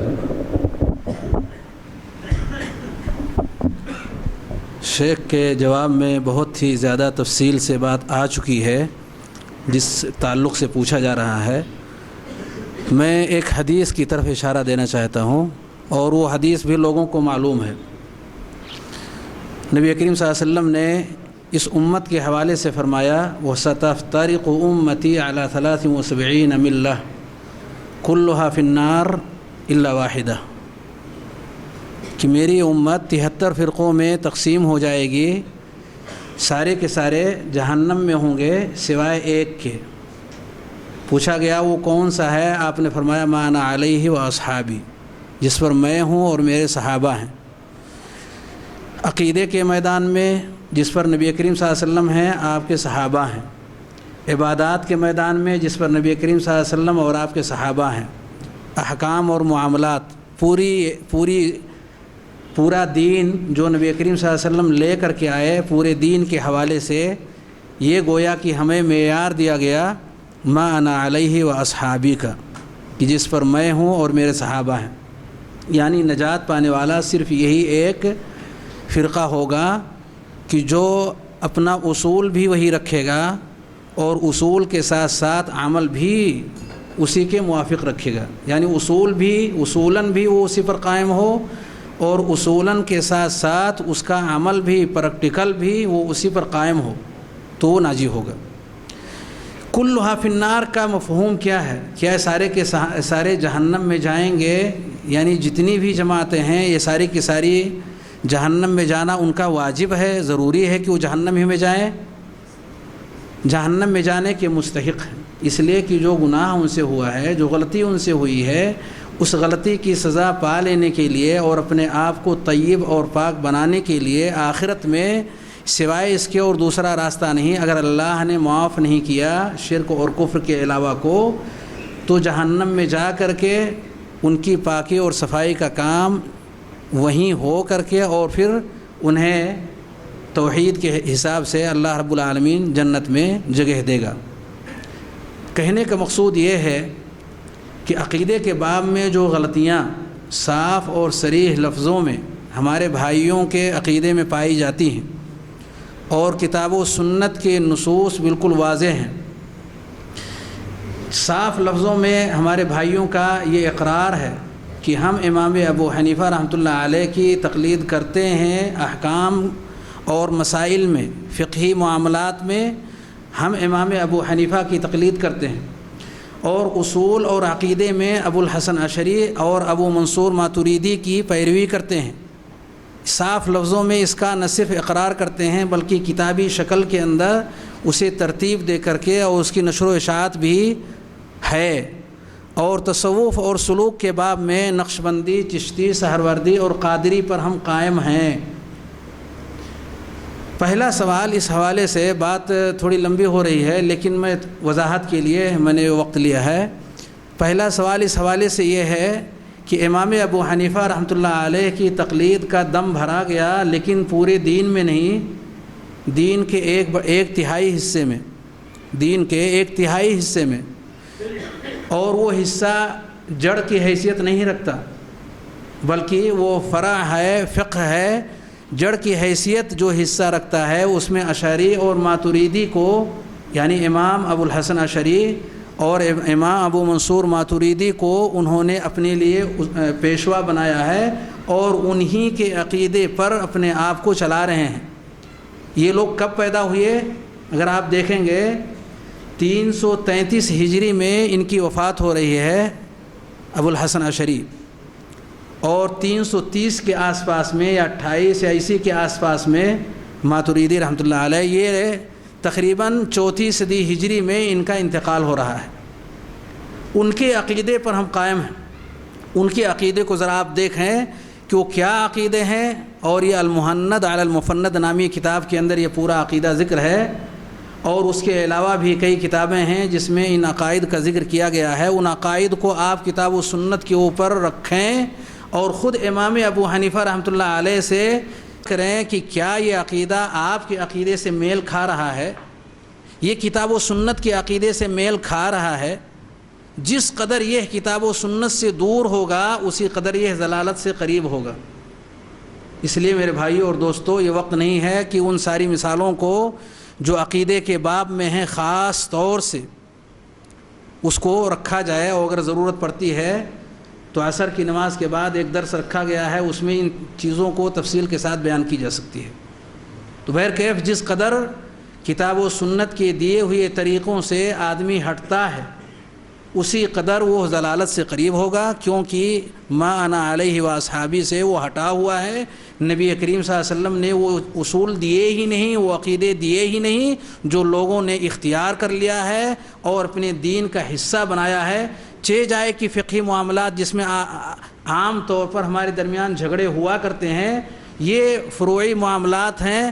اصول اور عقیدہ جو ہے عام طور پر اس کو ذکر کیا ہی نہیں جاتا, اور ضرورت پڑتی ہے تو اس کو تفصیل کے ساتھ ذکر کرنا چاہیے تاکہ لوگوں کی جانکاری میں اضافہ ہو کہ یقیناً یہ گمراہی ہے, یہ ضلالت ہے, اس سے ہمیں دور رہنے کی ضرورت ہے, اور اس کے ساتھ ساتھ ہم نجات نہیں پا سکتے.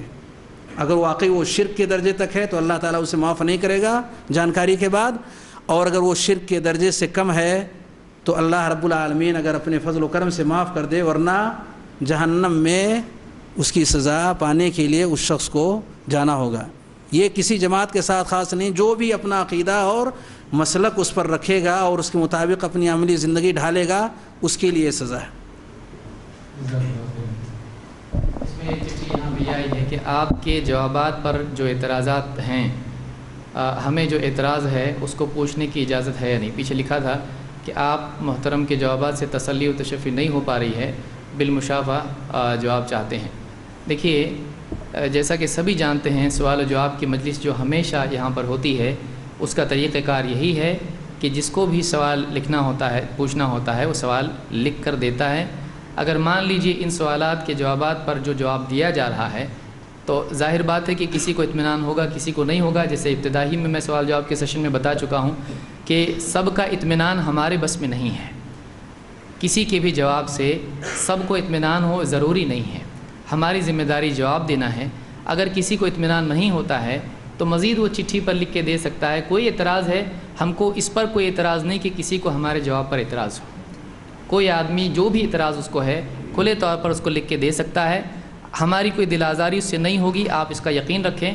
آپ صاف صاف الفاظ میں جو چاہیں اپنی دل کی بات اس پر لکھ کے سوال کی شکل میں بھیج سکتے ہیں, اس میں کوئی مسئلہ نہیں. لیکن بالمشافہ پوچھنے کا طریقہ ہمارے یہاں پر نہیں, اس لیے کہ اس میں وقت بہت چلا جاتا ہے اور اس میں مسئلے بڑھ جاتے ہیں. بہرحال اس میں سوال یہ ہے کہ دین اسلام الیوم اکملت لکم دینکم, دین اسلام کامل و مکمل ضابطۂ حیات پر حاوی مذہب ہے. یہ قرآن کی دلیل ہے, جبکہ دین و شریعت کے بہت سارے بلکہ اکثر احکام قرآن و سنت میں منصوص و مرفوع نہیں, جس سے یہ بات لازم آتی ہے کہ یہ دعویٰ بے دلیل و جھوٹا ہے. اس سلسلے میں آپ کی کیا رائے ہے؟ شیخ جواب دیں گے.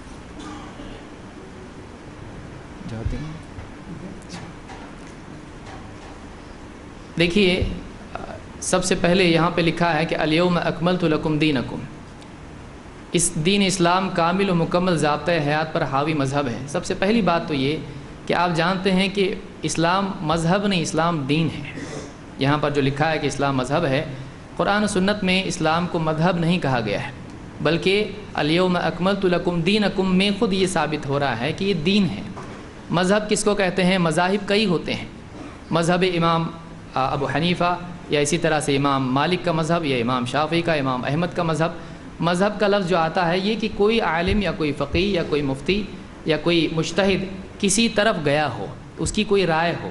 لیکن اسلام رائےوں کا مجموعہ نہیں ہے, بلکہ اسلام ایک دین ہے. اور اللہ نے کہا شرع لکم من الدین, اللہ نے تمہارے لیے ایک دین مشروع کیا ہے. لکم دینکم ولی دین, تو دین نبی صلی اللہ علیہ وسلم کو اللہ کی طرف سے دیا گیا تھا.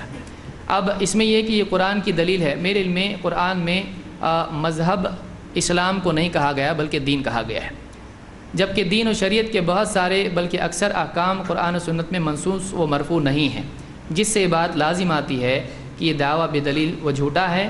اس سلسلے میں آپ کی کیا رائے؟ دیکھیے، قرآن و سنت میں تمام مسائل لفظاً نہیں ہیں، اسی لیے ان مسائل میں اجتہاد کی گنجائش رکھی گئی ہے کہ کوئی مجتہد، جیسے حدیث آئی ہے، اللہ کے نبی صلی اللہ علیہ وسلم فرماتے ہیں کہ جب ایک حاکم یعنی مجتہد، فیصلہ کرنے والا، قاضی، حکم دینے والا اگر اجتہاد کرتا ہے اور اس کا اجتہاد صحیح نکل آتا ہے تو اس کو 2 اجر ہیں، اور اگر وہ مجتہد اجتہاد کرتا ہے اور اس کا اجتہاد خطا ہو جاتا ہے تو اس کے لیے 1 اجر ہے۔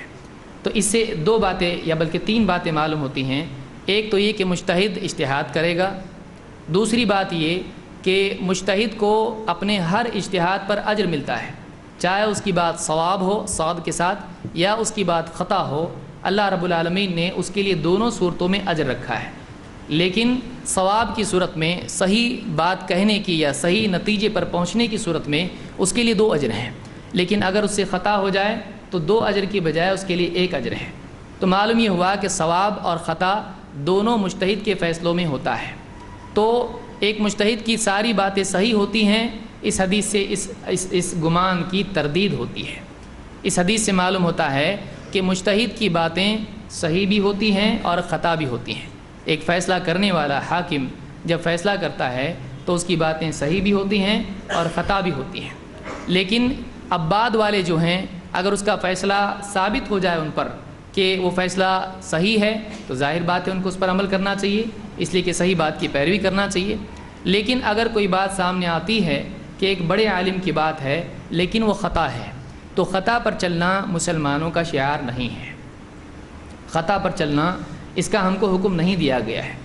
اللہ تعالیٰ نے فرمایا کہ لیس علیکم جناح فیما اخطأتم بہ ولکن ما تعمدت قلوبکم، کہ تمہارے لیے کوئی حرج نہیں ہے، لیس علیکم جناح فیما اخطأتم بہ، تم سے خطا ہو جائے اس میں تم پر کوئی حرج نہیں ہے، یعنی گناہ نہیں ہے، لیکن ولکن ما تعمدت قلوبکم، لیکن جانتے بوجھتے اگر تم غلطی کرتے ہو تو اس پر اللہ کے نزدیک مواخذہ ہو سکتا ہے۔ تو ایک انسان اگر جانتے بوجھتے غلطی پر عمل کرتا ہے، چاہے وہ اپنی طرف سے ہو یا کسی اور کی طرف سے، تو یہ اس کے لیے صحیح نہیں ہے۔ تو جو بھی احکام دین میں ہیں جو منصوص ہیں، منصوص علیہ ہیں، تو ایسے جتنے بھی احکام ہیں تو ان پر تو عمل کرنا ہی کرنا ہے۔ ایسے مسائل جو بعد کے دور میں پیش آتے ہیں، جیسے آج کے اس دور میں کئی مسائل ہیں کہ ایک آدمی اگر پلین میں اور نماز کا وقت آئے تو کہاں رخ کرے، اس طرح کے کئی مسائل ہیں، تو ایسی صورت میں اس میں اجتہاد کیا جائے گا، اور اللہ کے نبی صلی اللہ علیہ وسلم کی اس حدیث سے معلوم ہوتا ہے کہ مجتہد کے لیے اجتہاد کی گنجائش ہے۔ خود اللہ کے نبی صلی اللہ علیہ وسلم کے زمانے میں صحابہ اجتہاد کیا کرتے تھے اور اجتہاد کے نتیجے میں وہ اس پر عمل بھی کرتے تھے۔ اگر اس وقت میں اللہ کے رسول صلی اللہ علیہ وسلم موجود نہیں ہوتے تھے تو وہ پیش آنے والے مسائل میں اجتہاد کرتے تھے۔ جیسے مثال کے طور پر اللہ کے رسول صلی اللہ علیہ وسلم کے 2 صحابی ہیں، وہ سفر میں گئے اور سفر میں نماز کا وقت ہوا، ان کو پانی نہیں ملا، تو دونوں نے تیمم کر کے نماز پڑھ لی، لیکن وقت کے ختم ہونے سے پہلے ہی پانی مل گیا۔ اب دونوں میں سے ایک نے پانی سے وضو کر کے نماز دہرا لی، لیکن دوسرے نے نہیں دہرائی، اپنی پچھلی نماز کو اپنے لیے کافی سمجھا۔ اللہ کے نبی صلی اللہ علیہ وسلم کے پاس جب دونوں صحابی آئے اور اپنا واقعہ، اپنا معاملہ بیان کیا، تو اللہ کے نبی صلی اللہ علیہ وسلم نے ایک سے فرمایا کہ تو نے سنت کو پایا، اور دوسرے سے کہا کہ تیرے لیے 2 اجر ہیں۔ تو اس صورت میں معلوم ہوتا ہے کہ اگر دلیل کسی مسئلے میں صاف سری موجود نہیں ہے تو اس صورت میں آدمی اجتہاد کر سکتا ہے، عمومات کو سامنے رکھتے ہوئے یا کسی خاص دلیل کو سامنے رکھتے ہوئے آدمی عمل کرتا ہے تو اس کے لیے گنجائش ہے اگر وہ مستر ہو جائے اجتہاد کرنے کے لیے، لیکن نصوص کے مقابلے میں اجتہاد نہیں کیا جائے گا۔ تو اب یہاں پر یہ کہا گیا ہے کہ اس سے یہ بات لازم آتی ہے کہ یہ دعویٰ بالکل بے دلیل و جھوٹا ہے۔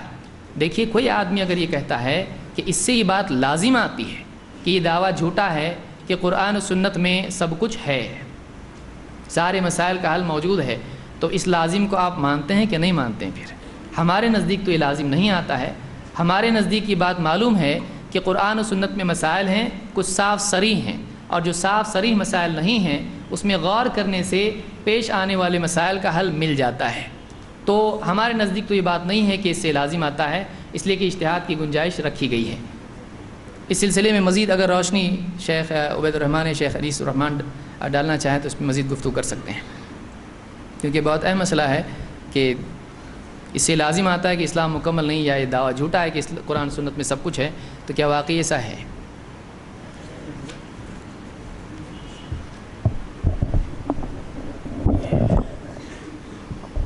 جو ان کا آخری جملہ ہے بہت خطرناک جملہ ہے،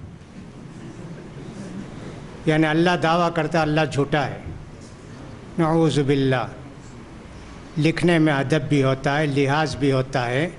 یہ لکھ سکتے ہیں کوئی مشرک ایسا کہے، کوئی عیسائی ایسا کہے یہ دعویٰ بلا دلیل ہے، ہم کیسے اس کو سمجھائیں؟ یہ لکھنے کے بجائے خود انہوں نے کہہ دیا دعویٰ بلا دلیل ہے، نعوذ باللہ۔ میں یہ سمجھتا ہوں کبرت کلمۃ تخرج من افواہہم یقولون الا کذبا، ان کے منہ سے نکلنے والی بات بہت بڑے گناہ کی بات، ایسا لکھ دیا دعویٰ بلا دلیل ہے، اس سے لازم آتا ہے، یہ ان کا عقیدہ ہے، تو میں سمجھتا ہوں کہ کفر کا عقیدہ، نعوذ باللہ۔ ان کو توبہ کرنا چاہیے ایسے الفاظ استعمال کرنے سے۔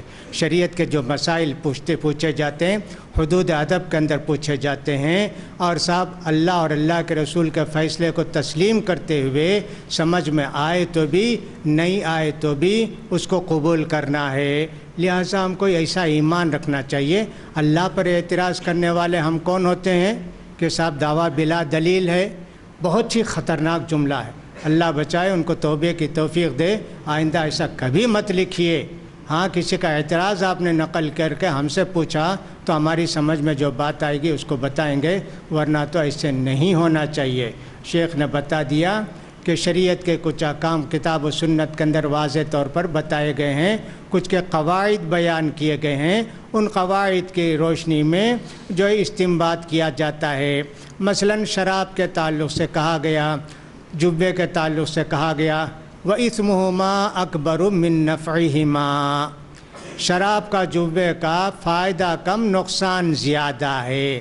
ہر وہ چیز جس کا نقصان زیادہ ہو فائدہ کم ہو وہ جائز نہیں ہے، وہ حرام ہے، ایسے کہہ دیا۔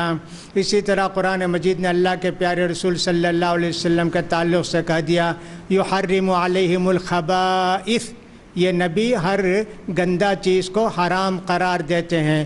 اب اس کو رکھ کے شراب، بیڑی، سگریٹ، گانجا، فلاں پورا استنباط کیا، تو سارے مسائل منوعاً نام لے لے کر نہیں ذکر کیے گئے۔ اس کے لیے کتاب چاہیے تھی جو اتنی بڑی ہو کہ آدمی مل کر یہ گروہ نہیں اٹھا سکتا تھا، وہ بھی شاید اسی وقت کے لیے ہو سکتا، قیامت تک آنے والے مسائل کے لیے نہیں۔ تو قرآن میں کچھ مسائل وضاحت کے ساتھ بیان کر دیے گئے، کچھ کو قواعد کی شکل میں بیان کیا گیا۔ اس لیے الیوم اکملت لکم دینکم واتممت علیکم نعمتی، جتنی چیزیں حلال تھیں اللہ نے اب قیامت تک ان کو حلال جو کر دیا، اب کوئی شریعت آ کے اس کو حرام نہیں قرار دے گی۔ یہ دین کے کامل ہونے کا مطلب ہے، تو لہٰذا اس کو سمجھنا چاہیے آیت کا مطلب، اور ان کو پھر بھی دعا کریں گے اللہ ان کو توبے کی توفیق دے، ایسا جملہ کبھی استعمال نہ کریں بھائی، ایسا جملہ بہت ہی خطرناک ہے، دعویٰ بلا دلیل ہے، اللہ کی بات کو آپ ایسے لکھتے ہیں، نعوذ باللہ۔ شیخ عبید الرحمن کے لیے سوال ہے کہ اگر مجتہد کی تقلید شخصی اس لیے حرام ہے کہ وہ معصوم نہیں، تو محدثین کی تصحیح و تضعیف احادیث بھی ان کی رائے پر مبنی ہے، اس رائے میں بھی وہ معصوم نہیں، کیا اس کو حجت ماننا بھی شرک اور حرام ہے یا نہیں؟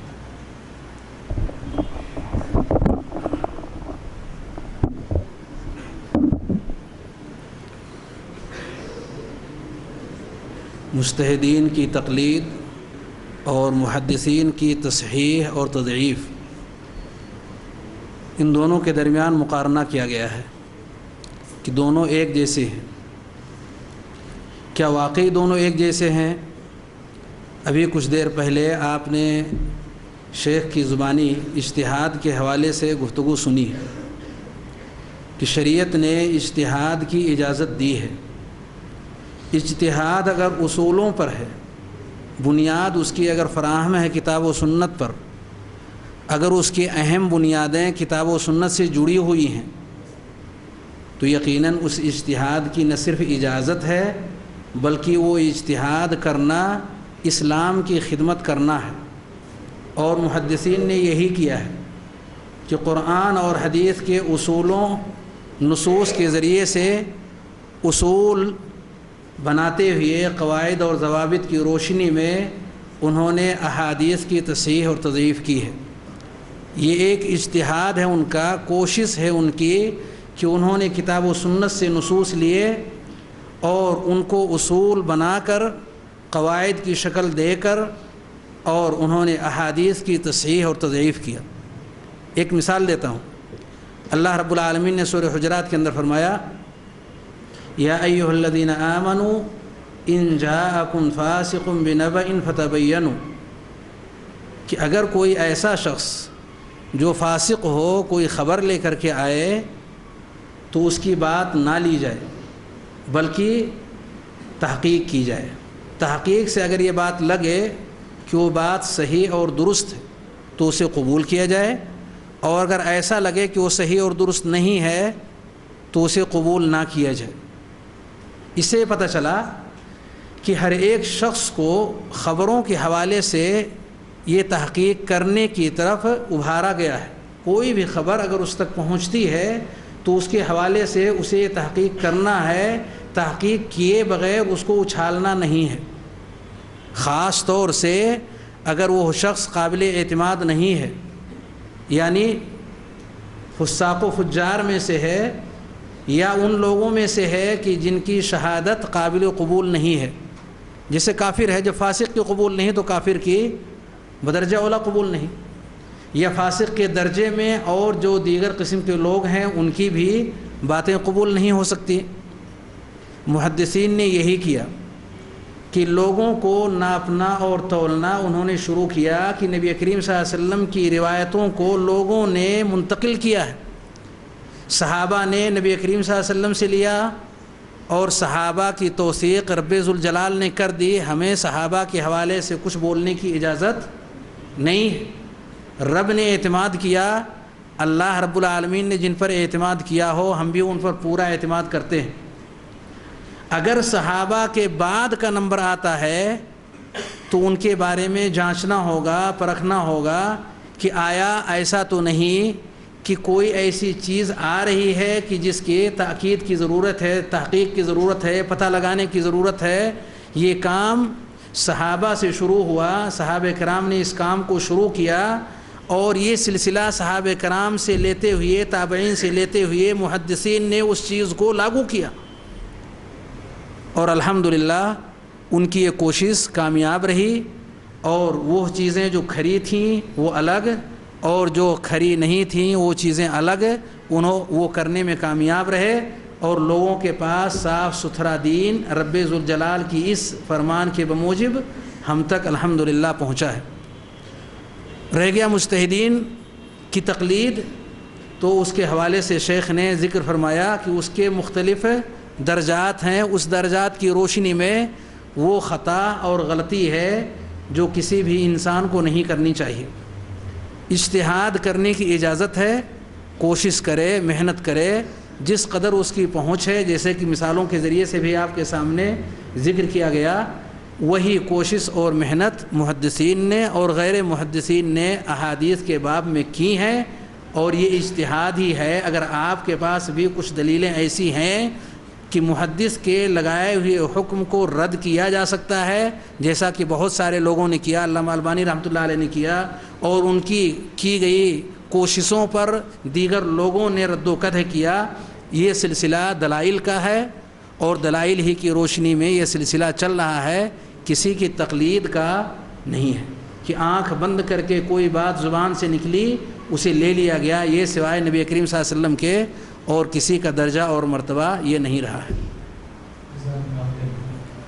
ویسے شروع ہی میں بتا دیا گیا تھا، دیکھیے میں معذرت چاہوں گا باقی لوگوں سے جو پچھلے سوالات دیے تھے۔ میں نے شروع میں کہا تھا کہ ایک سوال یہاں سے ہوگا، ایک سوال یہاں سے ہوگا، جو بھی نئے سوالات آئیں گے تو، لیکن باقی سوالات پچھلے جو کل کے آئے ہوئے ہیں ان کے جوابات نہیں دیے گئے، میں معذرت چاہتا ہوں۔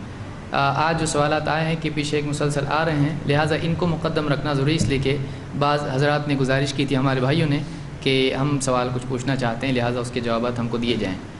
فون پہ میری بات بھی ہوئی تھی اور مجھ سے کہا گیا تھا کہ 1.5 گھنٹہ ویسے کم ہوگا جوابات کے لیے، سوال جواب کے لیے، لیکن چونکہ آپ جانتے ہیں یہ پورا پروگرام جو ہے 2 دن سے چل رہا ہے اور اس میں 1.5 گھنٹے کا ہی وقت طے کیا گیا۔ میں سمجھتا ہوں 1.5 گھنٹہ ویسے بھی بہت ہوتا ہے، سوال و جواب کے لیے کتنا بھی آپ پورا دن طے کریں تو اس کا جواب، پورے سوالات کے جوابات نہیں دیے جا سکتے ہیں۔ ویسے آج ہمارے جو احباب، جو ہمارے بھائی یہ سوالات پوچھ رہے ہیں، خصوصی طور پر ان کو ہم ترجیح دے رہے ہیں سوالات کے اعتبار سے، تو ہم ان سے بھی امید کرتے ہیں کہ وہ بھی اتنا ہی وقت یا بلکہ اس سے زیادہ وقت رکھیں تاکہ دوسرے لوگ جو سوالات پوچھنا چاہتے ہیں، مزید اور لوگ ہیں، وہ بھی اس کے جوابات دیں اور جو بھی دلائل ان کے ذہن میں ہیں ان دلائل کی روشنی میں اس کا جواب دیں۔ تو ہم ان سے کیونکہ میں نے فون پہ جب بات کی تھی تو ہمارے بھائی نے کہا کہ 1.5 گھنٹہ تو بہت کم ہو جائے گا، تو میں یہ مان رہا ہوں کہ ان کے ہاں 1.5 گھنٹہ سوال و جواب کے لیے کم ہے، لہٰذا خود وہ اپنی مجلس میں 1.5 گھنٹے سے زیادہ وقت رکھیں گے، اللہ سے امید ہے۔ سوال یہاں پر یہ میں سمجھتا ہوں آخری سوال ہے، یا اجازت اگر ہے ٹرسٹیوں کی طرف سے جیسی بھی اجازت ہو اتنا وقت مل جائے گا، وقت ایک سوال اور زیادہ نہیں، کیونکہ نماز کا بھی وقت ہو رہا ہے اور اذان کا وقت ہے، تھوڑا ہم اس کو 1-5 منٹ اور بڑھا سکتے ہیں۔ سوال ہے کہ کیا اہل حدیث کہنا ضروری ہے، مسلمان کیوں نہیں؟ اور ایک اس کے بعد سوال ہے، لیکن پہلا سوال یہ ہے تو شیخ عبید الرحمن یا شیخ انیس الرحمن جواب دیں، اس کا بہتر ہے۔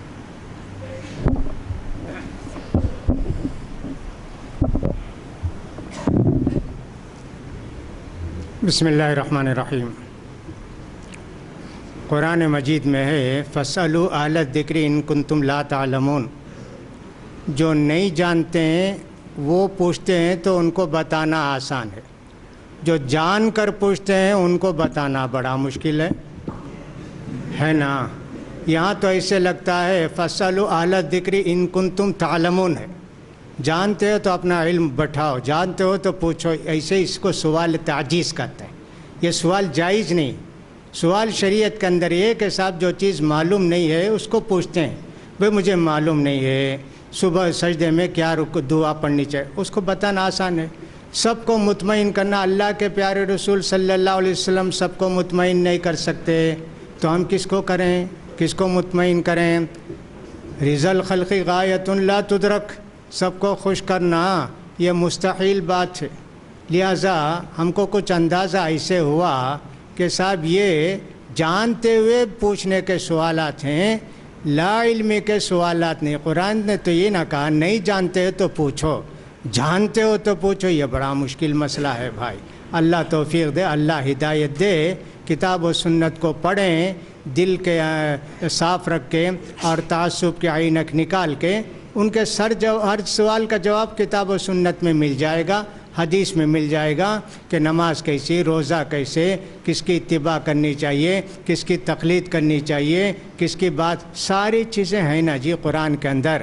اب کسی سے منوانا چاہو تو یہ بڑا مشکل مسئلہ ہے۔ مجھے رنج ہوا ان سوالات کو سن کے کہ صاحب ایسے لوگ بھی ہیں کہ صاحب جو سمجھیے کہ صاحب جانتے ہوئے سوال پر سوال، سوال پر سوال، ادھر گیا ادھر آیا، ادھر گیا ادھر آیا، یہ مجھے پسند نہیں آیا۔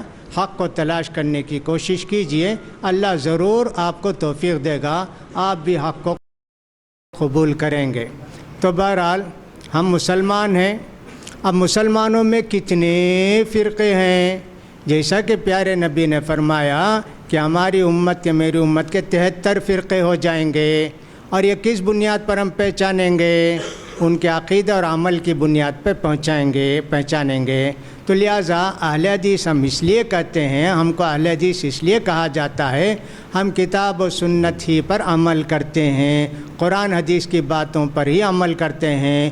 دوسرے لوگ اولیاء فلاں ائمہ ان کی باتوں کو ترجیح دیتے ہیں۔ ایک امتیاز کے لیے ایک سمجھیے کہ یہ نام رکھا گیا ہے، ہم کو کوئی اصرار نہیں ہے، ہم مسلمان ہیں پہلے بھی اور آخر بھی، ہوا سماکم المسلمین، ہمارا نام مسلمان ہی ہے، لیکن 10 چیزیں ہو جاتی ہیں تو اس میں امتیاز کے لیے کوئی لقب اختیار کر لیا جاتا ہے۔ پیاس پیدا ہوتی ہے یہاں، پونا کی پیاس، بلاری کی پیاس، فلاں کی پیاس، لوگ کہتے ہیں بلاری کی پیاس ہے کیا، پونا کی پیاس ہے کیا؟ دنیا کی چیزوں میں بھی لوگ پہچانتے ہیں فلاں فلاں چیز فلاں ایسے ہوتی ہے، اس بنیاد پر کسی نے ہم اہل حدیث کہتے ہیں صرف بچانے کے لیے ہم کتاب و سنت کی باتوں کو مانتے ہیں، ورنہ ہم کو کچھ اصرار نہیں ہے، ہم کو اہل حدیث ہی بولی ہے۔ ہاں ہمارا عمل کچھ بھی ہو جائے کتاب و سنت پر ہے، اسی پر ہم عمل کرتے ہیں۔ ہم مسلمان بھی ہیں، اہل حدیث بھی ہیں۔ ان جو 72 فرقے 73 فرقے کی بات تھی ان کے لیے انہوں نے امتیاز کے طور پر بتایا کہ اہل حدیث ہیں، ورنہ تو سبھی مسلمان ہوں گے جو کتاب و سنت پر عمل کرنے والے ہوں گے۔ یہ لقب ہمارے ساتھ خاص نہیں ہے، ہر وہ آدمی جو کتاب و سنت پر عمل کرتا ہے انشاءاللہ وہ اہل حدیث ہے، چاہے اس جماعت کی طرف اپنے آپ کو نسبت کرے یا نہ کرے۔ مولانا عبدالحی لکھنوی رحمۃ اللہ علیہ کو بھی اہل حدیث کہتے ہیں، اس لیے کہ انہوں نے بہت سارے مسائل کو کتاب و سنت کے مطابق قبول کیا، اگرچہ کہ ان کے ساتھ حنفی لکھا جاتا ہے، لیکن حقیقت میں وہ حدیث کے شیدائر متبع تھے۔ بہت ساری چیزوں پر انہوں نے آمین ہو، رفع الیدین سب پر انہیں تحقیق کر کے ان سب کو قبول کیا کہ حق یہی ہے۔ لہٰذا ہم مسلمان بھی ہیں، اہل حدیث ہیں، اور اہل حدیث امتیاز کے لیے یہ لقب ہے، سوائے ہم اسلام کا انکار نہیں کرتے ہیں، مسلمانوں میں نہیں ہیں، آپ مسلمانوں میں نہیں ہیں، ایسے نہیں سمجھتے ہیں انشاءاللہ۔